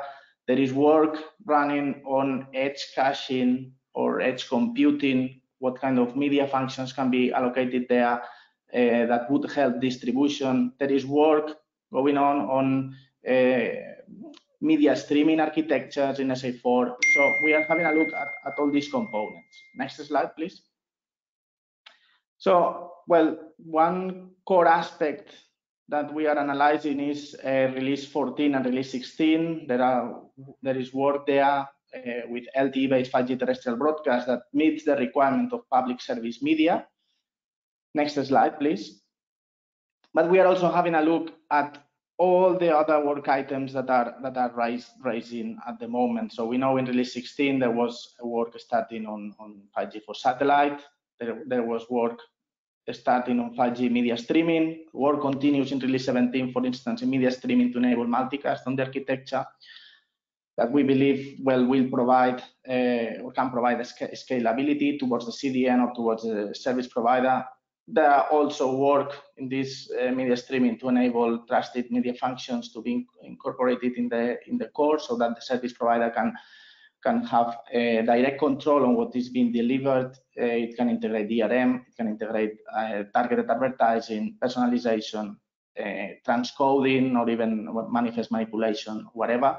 There is work in release 17. We are having a look in terms of multicast broadcast, and well, release 18 is just coming. Next slide, please. In terms of media production, well, it's clear that remote production is a very important use case where 5G can play a role. And even more, there has been work conducted by our members in 3GPP in the work item called AV-Prod that that has delivered some requirements that would need to be addressed in release 17 and release 18 to enable the use of 5G in remote production, in news gathering, in outdoor broadcast, in terms of media campus networks. For instance, if you want to use wireless equipment when you go somewhere, when you go to a stadium, or even if you are in your own campus, if you are in your own TV studio and you would like to make use of a non-public network, let's say to plug some of your wireless equipment there. Next slide, please. So basically, we know all of this is going on in 3GPP at the moment. Work on standards for content distribution, work on standards for that could support audiovisual production. Next slide, please. But in any case, how would all of these arrive to the market, and how would all of this be able to be used by the media companies? How to integrate all of this in the media workflows? Well, we need to do some work, and that's the main purpose of 5G MAC around identifying the business models, identifying the commercial arrangements that would provide benefits for all stakeholders, and associated, let's say, economy of scale. So cost is something very important. And well, some of these arrangements may also imply regulatory implications that we need to address and to have a look. In the end, equipment is very important, because only with the architectures or only with the standards we go nowhere. So we are having a look at the requirements in terms of network equipment, in terms of terminals, in terms of infrastructure that could foster these deployments, and even these deployments globally, not only for Europe, but well, leveraging the large scale market of 3GPP technologies. In the end, 5G MAC tries to support a long-term vision of the media sector as a vertical, as an important vertical in 5G and in 3GPP, in order to stimulate the market towards an effective adoption of all these technologies that have been seen on the standards, on papers, on trials, but would need to arrive to the market at some point. Next slide, please. So just to mention, well, you can visit our website, 5gmac.com. This is our structure. We have 3 technical working groups and another one on production, on promotion, sorry. And as I said, we are dealing with content distribution, content production and contribution, and also the part of the spectrum policies and regulation. Next slide. Thank you. So these are all our current members. and yeah, anyone is invited to join us, and well, anyone interested in 5G and media is of course welcome to join us. So that's all. Thank you very much. Thanks, Jody. That was great. Maybe just one sentence to link also a bit to Lean's presentation. I mean, one of the things also in Flame we have always used as an argument is loads of communication in the media space is unicast, HTTP-based unicast. So the broadcast, I mean, a broadcast is not available in 5G standalone. That is one of the downsides. But if you look at what Lean presented, the services she was describing, the majority of them are not broadcast. They're actually unicast communication. And what Flame offers there, and a couple of our trials really leverage this capability, is the delivery of unicast responses in a multicast fashion. So you mimic more or less a sort of broadcast medium, but we do it per HTTP request, which is for the operator in particular, something that allows them to really save bandwidth in their core network. So resources will be made available. Therefore, you can support more users. So yeah, it's a really interesting area, and what I've seen in 3GPP for release 17, there's now the work item for broadcast goes up the list because they know they must support that. Also, one of the things we are asking for is in the digital there. So we are not only focusing on broadcast, let's say. We have, for instance, some architectures for edge caching, and then to unicast to the end user. Well, that would save some complexity, of course, on the device. So we are analyzing all the aspects, because in the end, well, we need to be able to have equipment that is capable of delivering traffic, and well, we know that broadcast has faced some issues so far with the. Yeah, thanks. Okay, so let's go to a rather different set of stakeholders, which is the operator / telco view. So we have two representatives, and I give Ruth Brown from BT the floor to present her set of slides. Right, hi everyone, just give me a second just to get my slides up. Can everybody see those? Yes. Brilliant. Thanks so much for inviting me today. I've really enjoyed listening to everyone's presentation so far. There's a lot of really interesting content. So bit of background to myself. I work in research. Primarily, I'm looking at core network evolution. So things like network slicing, low latency control, that kind of thing. But also we work alongside other teams within research, researching other things and other aspects such as media, sort of AO related, quas, etc. So today, as you can see from the outline, I'm going to take you through some of the media drivers and use cases for 5G, and also look at examples where I think research and development are influencing these. So firstly, to put 5G around the UK and world into context. So in the UK, BT obviously led the rollout of 5G. So EE launched its service in May last year, so 2019, and then closely followed by the competitors. So all UK operators now have a 5G footprint. If we look at the graph here, or the global map here, which is from GSMA, you can see across the world there's 5G launches taking place. Several other countries now receive 5G service from at least one, and in some cases, multiple operators. However, what I also wanted to sort of bring everyone's attention to today is that it's going to take time to roll out these new networks and to get the high level of coverage that we've had from previous generations. Also, for customers to sort of assess the value of what 5G is perhaps going to give them as a new technology, and also purchase new devices which would be capable of exploiting the wonderful technologies that we've been talking about today. If we look at the graph here on the bottom left-hand corner, this is from a recent Ericsson mobile report. So you can see that video is representing the largest segment for mobile traffic, and it's going to continue to grow by about 31% annually up to 2025. So this increasing trend encompasses more of the immersive technology and formats that everyone's been speaking about today. And also it's looking at becoming a huge factor contributing to the mobile data growth. So 5G networks can obviously provide the performance needed for this, and they're also going to be able to give the good customer and user experience. As a research community though, I think we need to consider how these new innovations obviously are going to work with 5G, but also we need to look back at our previous generation fixed and mobile networks and perhaps how we can support this sort of new experience on these. So if I move on to have a look at some of the media technology drivers, so media formats and immersive content is a huge area of growth and innovation currently. We've heard sort of previously, and Geordie also mentioned on his previous presentation about changing user behaviour being the primary driver for media consumption, and I totally agree with that statement.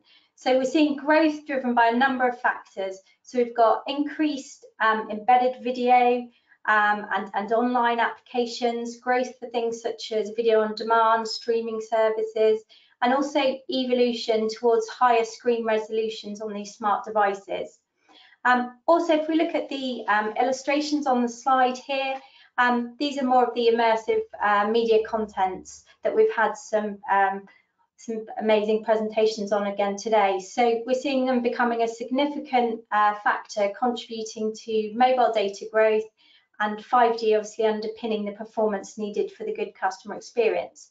So looking around the slide, we've got ultra high definition as an emerging format that's going to become more common on mobile devices. We've also got the virtual rooms for allowing friends or family to perhaps watch either live sports or esports and come together in this space. Also, we've got the in-stadium entertainment, so allowing additional overlays, players or game statistics, maybe some advertising and enhancements to the actual live game people have come to watch. Finally, I've kind of grouped the last few together into a group of immersive communication.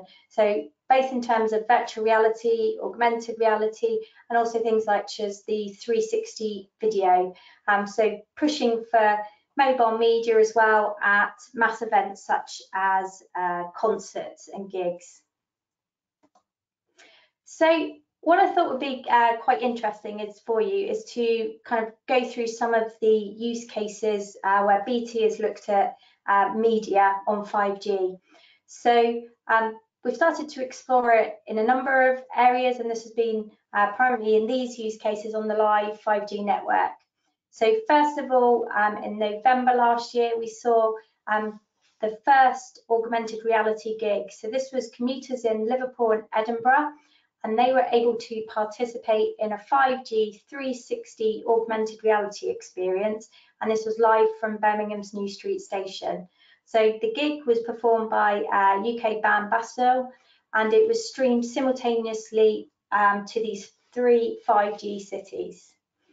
If we move to the centre of the slide now, we've got the world's first music lesson. So Jamie Cullum on his piano in London, playing live together with amateur musicians in Bristol and Birmingham, and using 5G technology. And this was with the Music for All as well. Finally, on the bottom right-hand side, live TV production with 5G. So I'm not sure if you guys are aware, but when EE actually launched its service back in May last year, the BBC technology segment that was describing the launch and speaking live from Covent Garden was actually beamed back to the BBC's new broadcasting house over the 5G network. So this was played out live on the show, and it also allowed teams to explore different types of encoding options and compression for the video. So what I basically wanted to say about these is all these demonstrations are showing the importance of low latency and high bandwidth, which 5G is able to provide. So this is going to be extremely important, obviously, as we all know and appreciate, for live performance or broadcast, and also the opportunities for this allowing skill sharing, and also rapid deployment. So, you know, being able to make that live broadcast very quickly without a lot of equipment needing to be rolled out. So moving on to a real world example now. So this is the volumetric video capture and transmission. So for education and entertainment, new applications are becoming available. So in a project which is now being funded by the UK government, so DCMS 5G Create programme, BT's working with creative industries and universities. So that's Condensed Networks, Grid Factory, Salsa Sound, Dance East, and the University of Bristol. And this is starting to drive new applications. So the aim of this project is to demonstrate how 5G networks, coupled with cloud graphics processing units, can enable people to view immersive sporting events from all different angles. And this will allow a broad range of devices, including smartphones, tablets, augmented reality, virtual reality headsets, and TVs. So this live volumetric capture and playback is going to require high bandwidth, but also low latency. And this will enable a change in viewpoint in real time that's going to be unnoticeable to the user, and also couple the multi-screen viewing experience. And that's what you can see in the picture, the graphic of the people watching on this slide. Also, reliability and COS are going to be a key issue. So this will allow you to avoid missing a crucial goal. Also, algorithm development, including things such as AI, will help be able to fill in missing parts of images. So if you've perhaps not captured an image correctly, interpolating the image from earlier frames can help with this. So as this market develops, there's obviously going to be some trade-offs between capabilities of the transport network, probably cost and complexity of the end user equipment, and the complexity of any network embedded applications. However, it's a really exciting opportunity, and also we can see similar approaches could be used for on-site in construction industry and also across other sectors. So just as a quick summary, I think there's going to be a huge number of opportunities around media and 5G.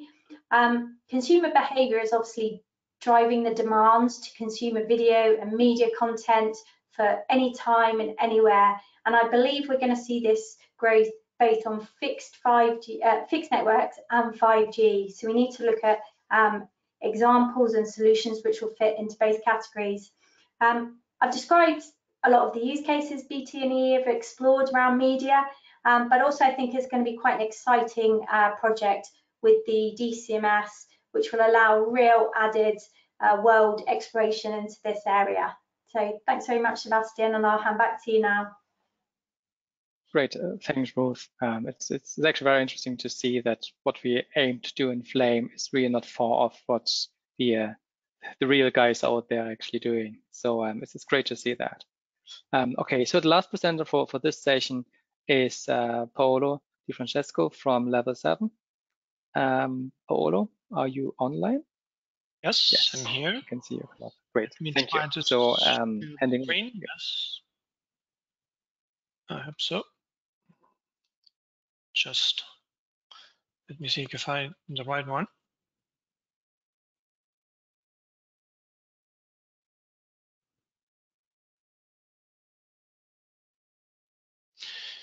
Okay, can you see that? Yes. Okay, so let's try to go on screen.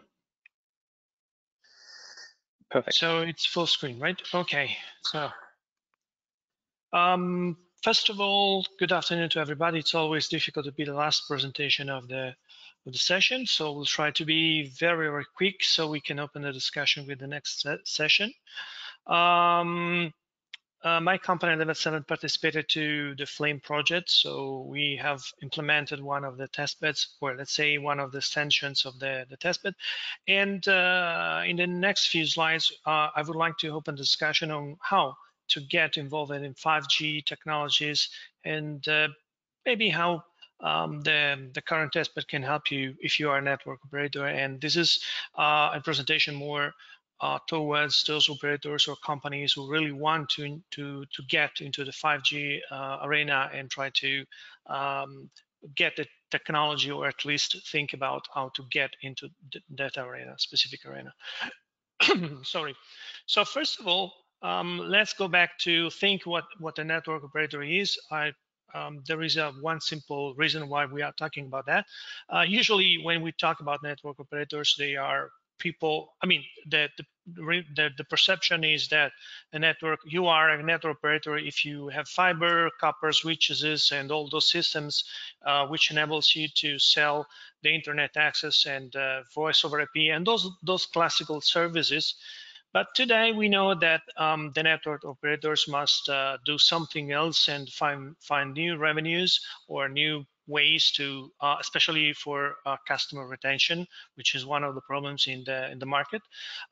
So today network operators are selling devices, or they are pushing new bundles with TV content, TV series, movies, and something like that, or finding new services that can run on top of the infrastructure, which are usually business oriented. But basically, the main question is, where do I get more revenues? I mean, the problem is that the internet access is becoming a commodity. Everybody knows that. Everybody knows that. So the real problem is how to find new added value services. The good news is that the overall, if you take a look to different presentations about the markets, national markets, about the internet market, what you see is that overall value of the market is growing, and this is good because it means that there are new opportunities for your company. But at the same time, the bad news are that what you see is that the revenues for telecom operators are shrinking. And other companies are making the money on top of the infrastructure, which is very bad for telecom operators. So what is the solution, or at least the promise? The opportunity is, well, 5G can be seen as an opportunity for operators because in few words, you can see the possibility to change the rules of the market right now, or this is what is commonly seen for 5G, especially for 5G manufacturers turning to network operators. You know, you can change, if you change the network infrastructure, maybe you can have new services to sell. So edge computing is a new model to distribute the content. You are closer to the users, so maybe you can enable new services and something like that. So what is the question that you have to face when you are a network operator? You have basically two solutions. The first one is that you start building the services but your own. I mean, you start thinking, okay, so this was what we were doing till yesterday. Now we have to start selling different types of services and products. Or you keep doing what the network operators are doing right now, which is focusing on the networking part, on the infrastructure, and thinking that maybe if somebody will take advantage of the new architecture, or the 5G architecture, maybe you can just go ahead with slicing and rent the architecture to other companies. So basically, these are the two types of choices that a network operator should think about. Another problem is if you are a small network operator, should you start thinking about building your own infrastructure or just renting the infrastructure from somebody else, like a national operator or somebody who has a bigger infrastructure so that you can run your own services on top of that?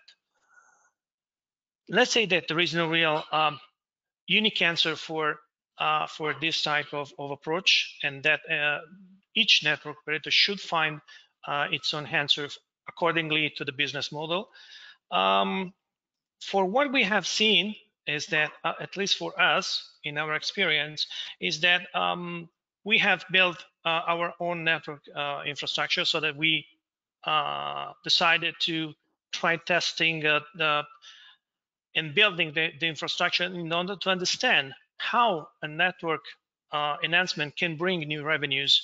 And this is what we have done so far. I mean, this is the answer that we found for ourselves to build a real testbed, which is also open for third parties, so that we can have a model which is mixing building the infrastructure, building our own services, and enabling other people to run the services on top of the infrastructure, which is a real testbed. So it means that it's made of real pieces and technologies like devices, switches, and so on. And we have a coverage, so it's a very small testbed in the sense that it is not a national regional testbed, but at least we have some answers regarding the technological challenges that we can find in building real applications. So what means for other operators to start thinking about 5G implementation? I mean, the implementation of 5G technologies and applications. Basically, what I see is that if you want to start your, if you want to get involved in the 5G arena, for sure you have to start thinking on how to implement experiments, possibly without doing a huge investment in infrastructures.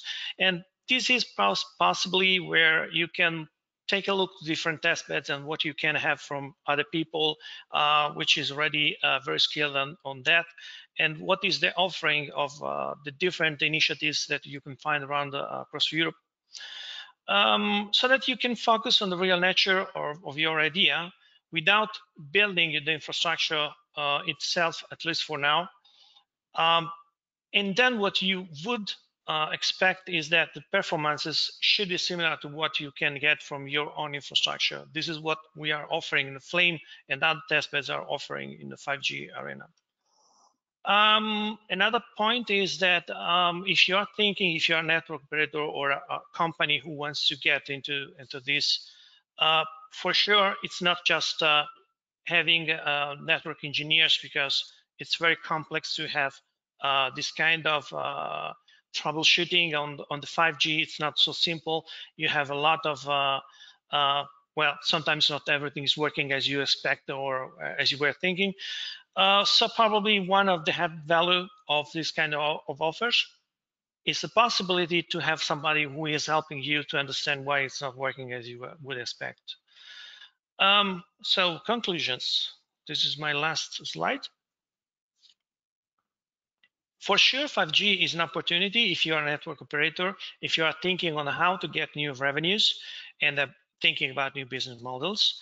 But also for small and medium operators, you should start thinking on how you want to implement the infrastructure, if you want to implement the infrastructure or you want to start working on the services. And then you have to understand how you want to run your application or services on top of somebody else's infrastructure. And before doing any investment, what is the best way of getting the maximum result, in my opinion, is to try to use existing testbeds and infrastructure and skills, which means that it's cheaper, faster, and simpler if you want to see the service running on top of something, which is maybe not your testbed, but could be. But in this way, you can focus and be very, very active and understand if this is going to be working, or you have to do some sort of modification on the application before going to the market. Another important aspect is that for sure we have to face with national regulatory bodies, because while the telecom market is usually very well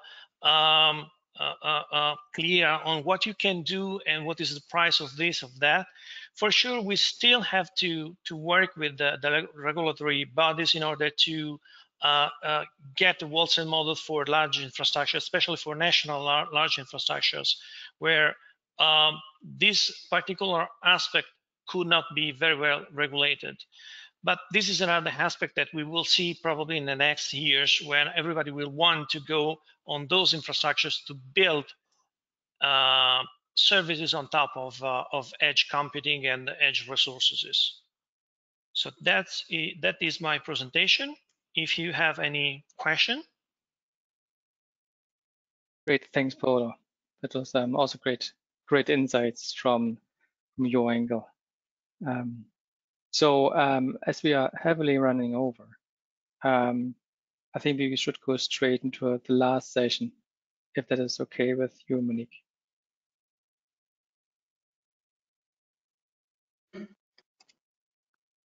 Hello. I don't have much time, unfortunately, but I will try to speed up. So I suggest that, first of all, because we heard a lot of presentations and absolutely amazing interventions, I would like to ask from the audience if there are specific questions to please drop them in the chat so that we can pick up from them and ask our speakers.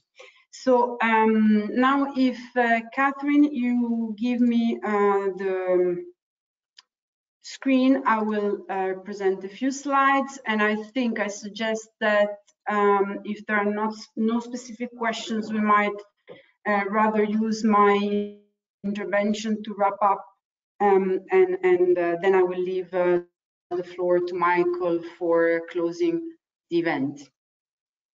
Does that sound good? I think it does, yes. Yeah, sounds good to me. Do you see my presentation or my notes? I can't see anything. We only see just your video. Just your video. Catherine, can you give me the?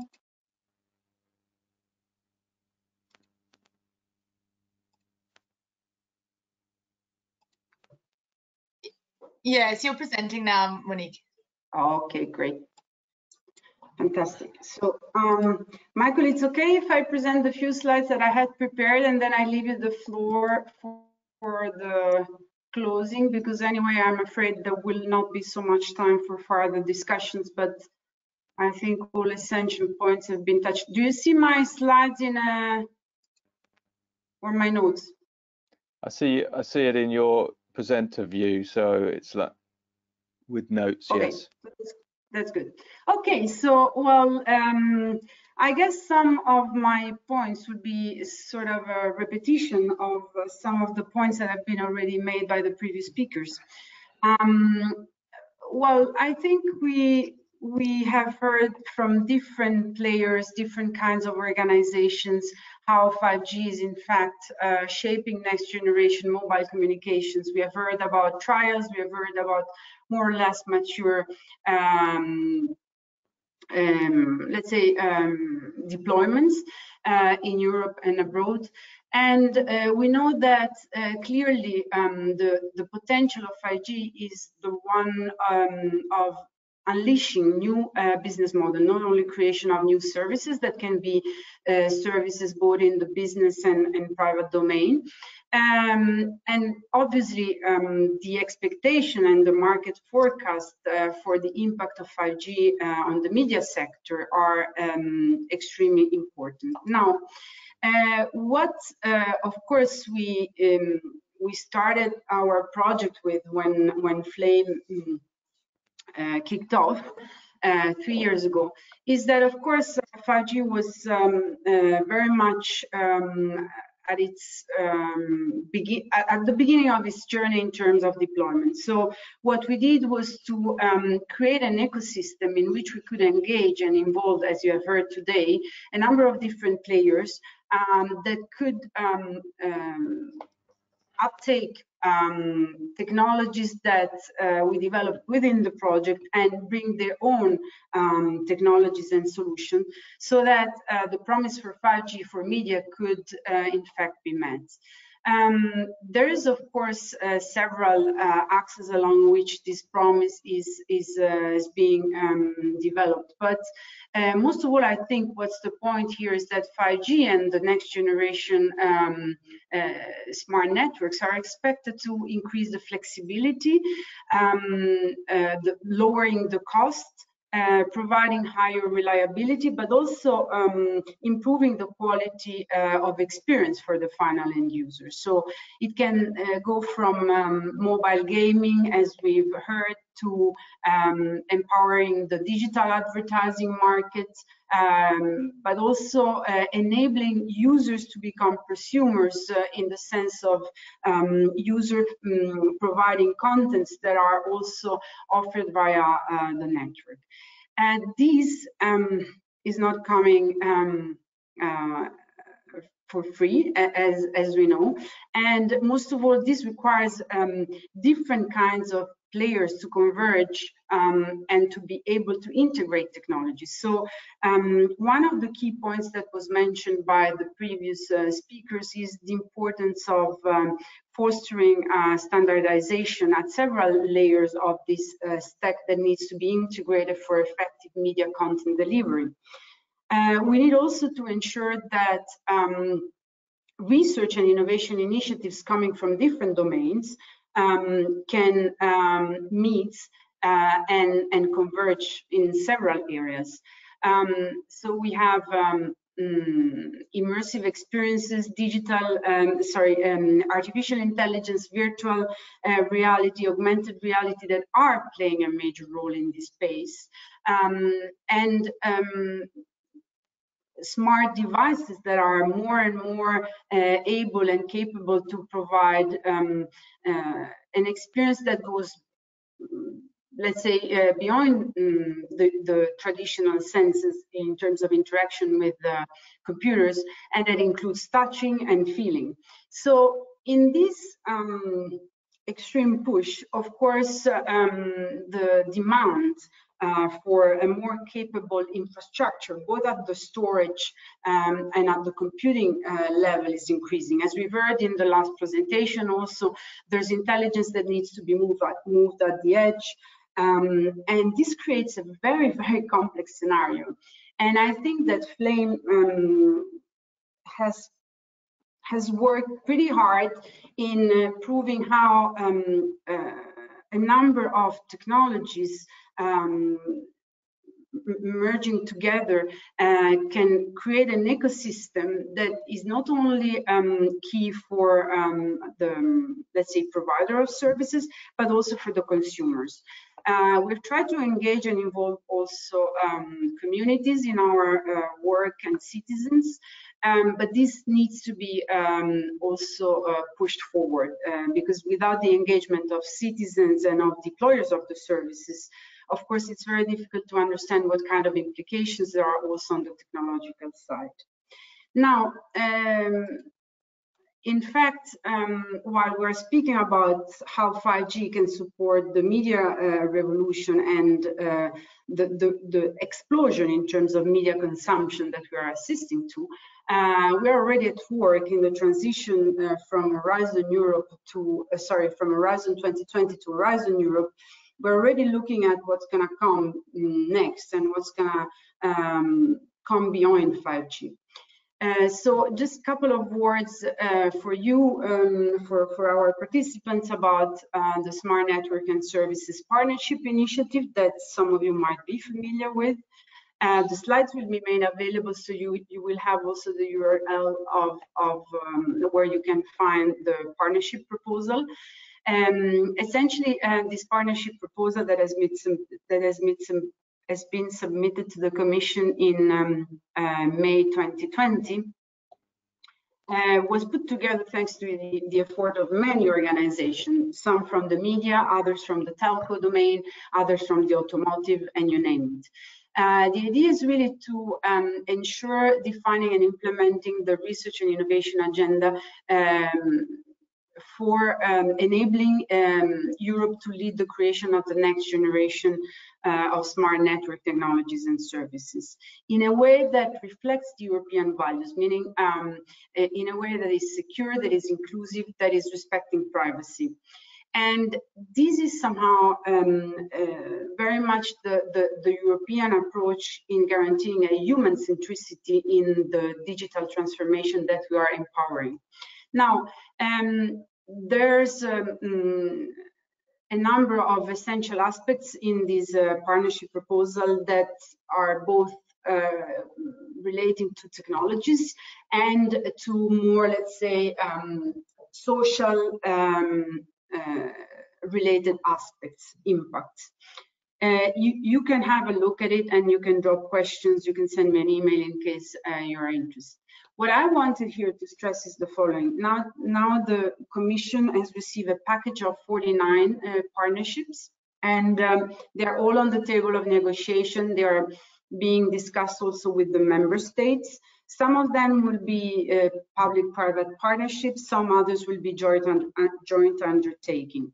And while the private side, which is led by the 5GIA, supported by other organizations in Europe like AIOTI, NESSI, and CIST, while the private side expressed preference for a PPP form of implementing the partnership, the European Commission is pushing for a joint undertaking, which has several implications. We will not have time to discuss them today, but definitely news will be posted soon on the 5G PPP channels.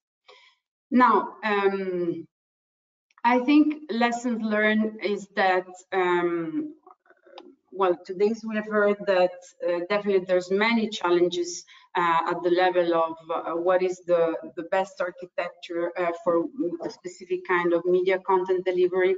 Of course, there's not a unique solution. There's not going to be a unique stack that will provide that. And we are aware that besides Flame, there's other platforms that have been working into this direction. But we believe that what we did was extremely important for the research and innovation community. We have proven, thanks to demonstration use cases, tests that we ran, also thanks to the third-party calls, the importance of having such an infrastructure. Of course, there's more work to be done. We know that there's a lot of integration obstacles. There's standardization aspects that need to be addressed. But definitely, there are several groups and several projects that are at work on this. And finally, I think, well, the COVID, or let's say the post-COVID, we're totally into it now, but still, what we've learned is that for sure, the digital environment is becoming part of our everyday life more and more. It's enabling part of our, you know, our capability to work, to access our healthcare services, to access education, and you name it. So even more, media content delivery has been proved to be essential in a number of domains, not only entertainment. And this is where I think next generation media ecosystems will have to work, and we'll have also to understand what are the implications from a multidisciplinary perspective, because of course there's going to be impacts at social, economic, environmental levels that we cannot forget. So I hope that what you've learned today about Flame is teasing your interest, and that you will be in contact with us. And if you have any question, I suggest that you drop an email to us, and we will come back to you. And of course, we will ask the participants if they are fine with actually publishing their slides, and we will make them available through the web pages of Flame. I hope I didn't forget anything. It was a bit fast. I apologize. We cannot hear you, Michael. Monique, that was great. A good summary of everything that's been going on, and also the opportunities to the future. Of course, the story doesn't stop. We may have been going at this for almost 4 years, but the future of society and technology and experience is going to continue for my lifetime and forever beyond. So I know many of you are working in 5G and 6G and beyond, and likewise will be involved in related projects. I'd like to thank everybody participating in the event. The presentations have been great. We've seen a huge amount of different perspectives. And I think I'd just like to bring the meeting to a close. As Monique said, we're available for further information, either by email, or if anyone wants to talk in more detail, we can take calls. And just say thank you for everyone who's attended, presented, and listened to what we had to say. So at this point, I would like to bring the event to a close and say thank you very much. Thank you. Thank you. Thanks, Bye, everybody. everyone. Goodbye. Bye. Thanks, Bye. everyone. Bye.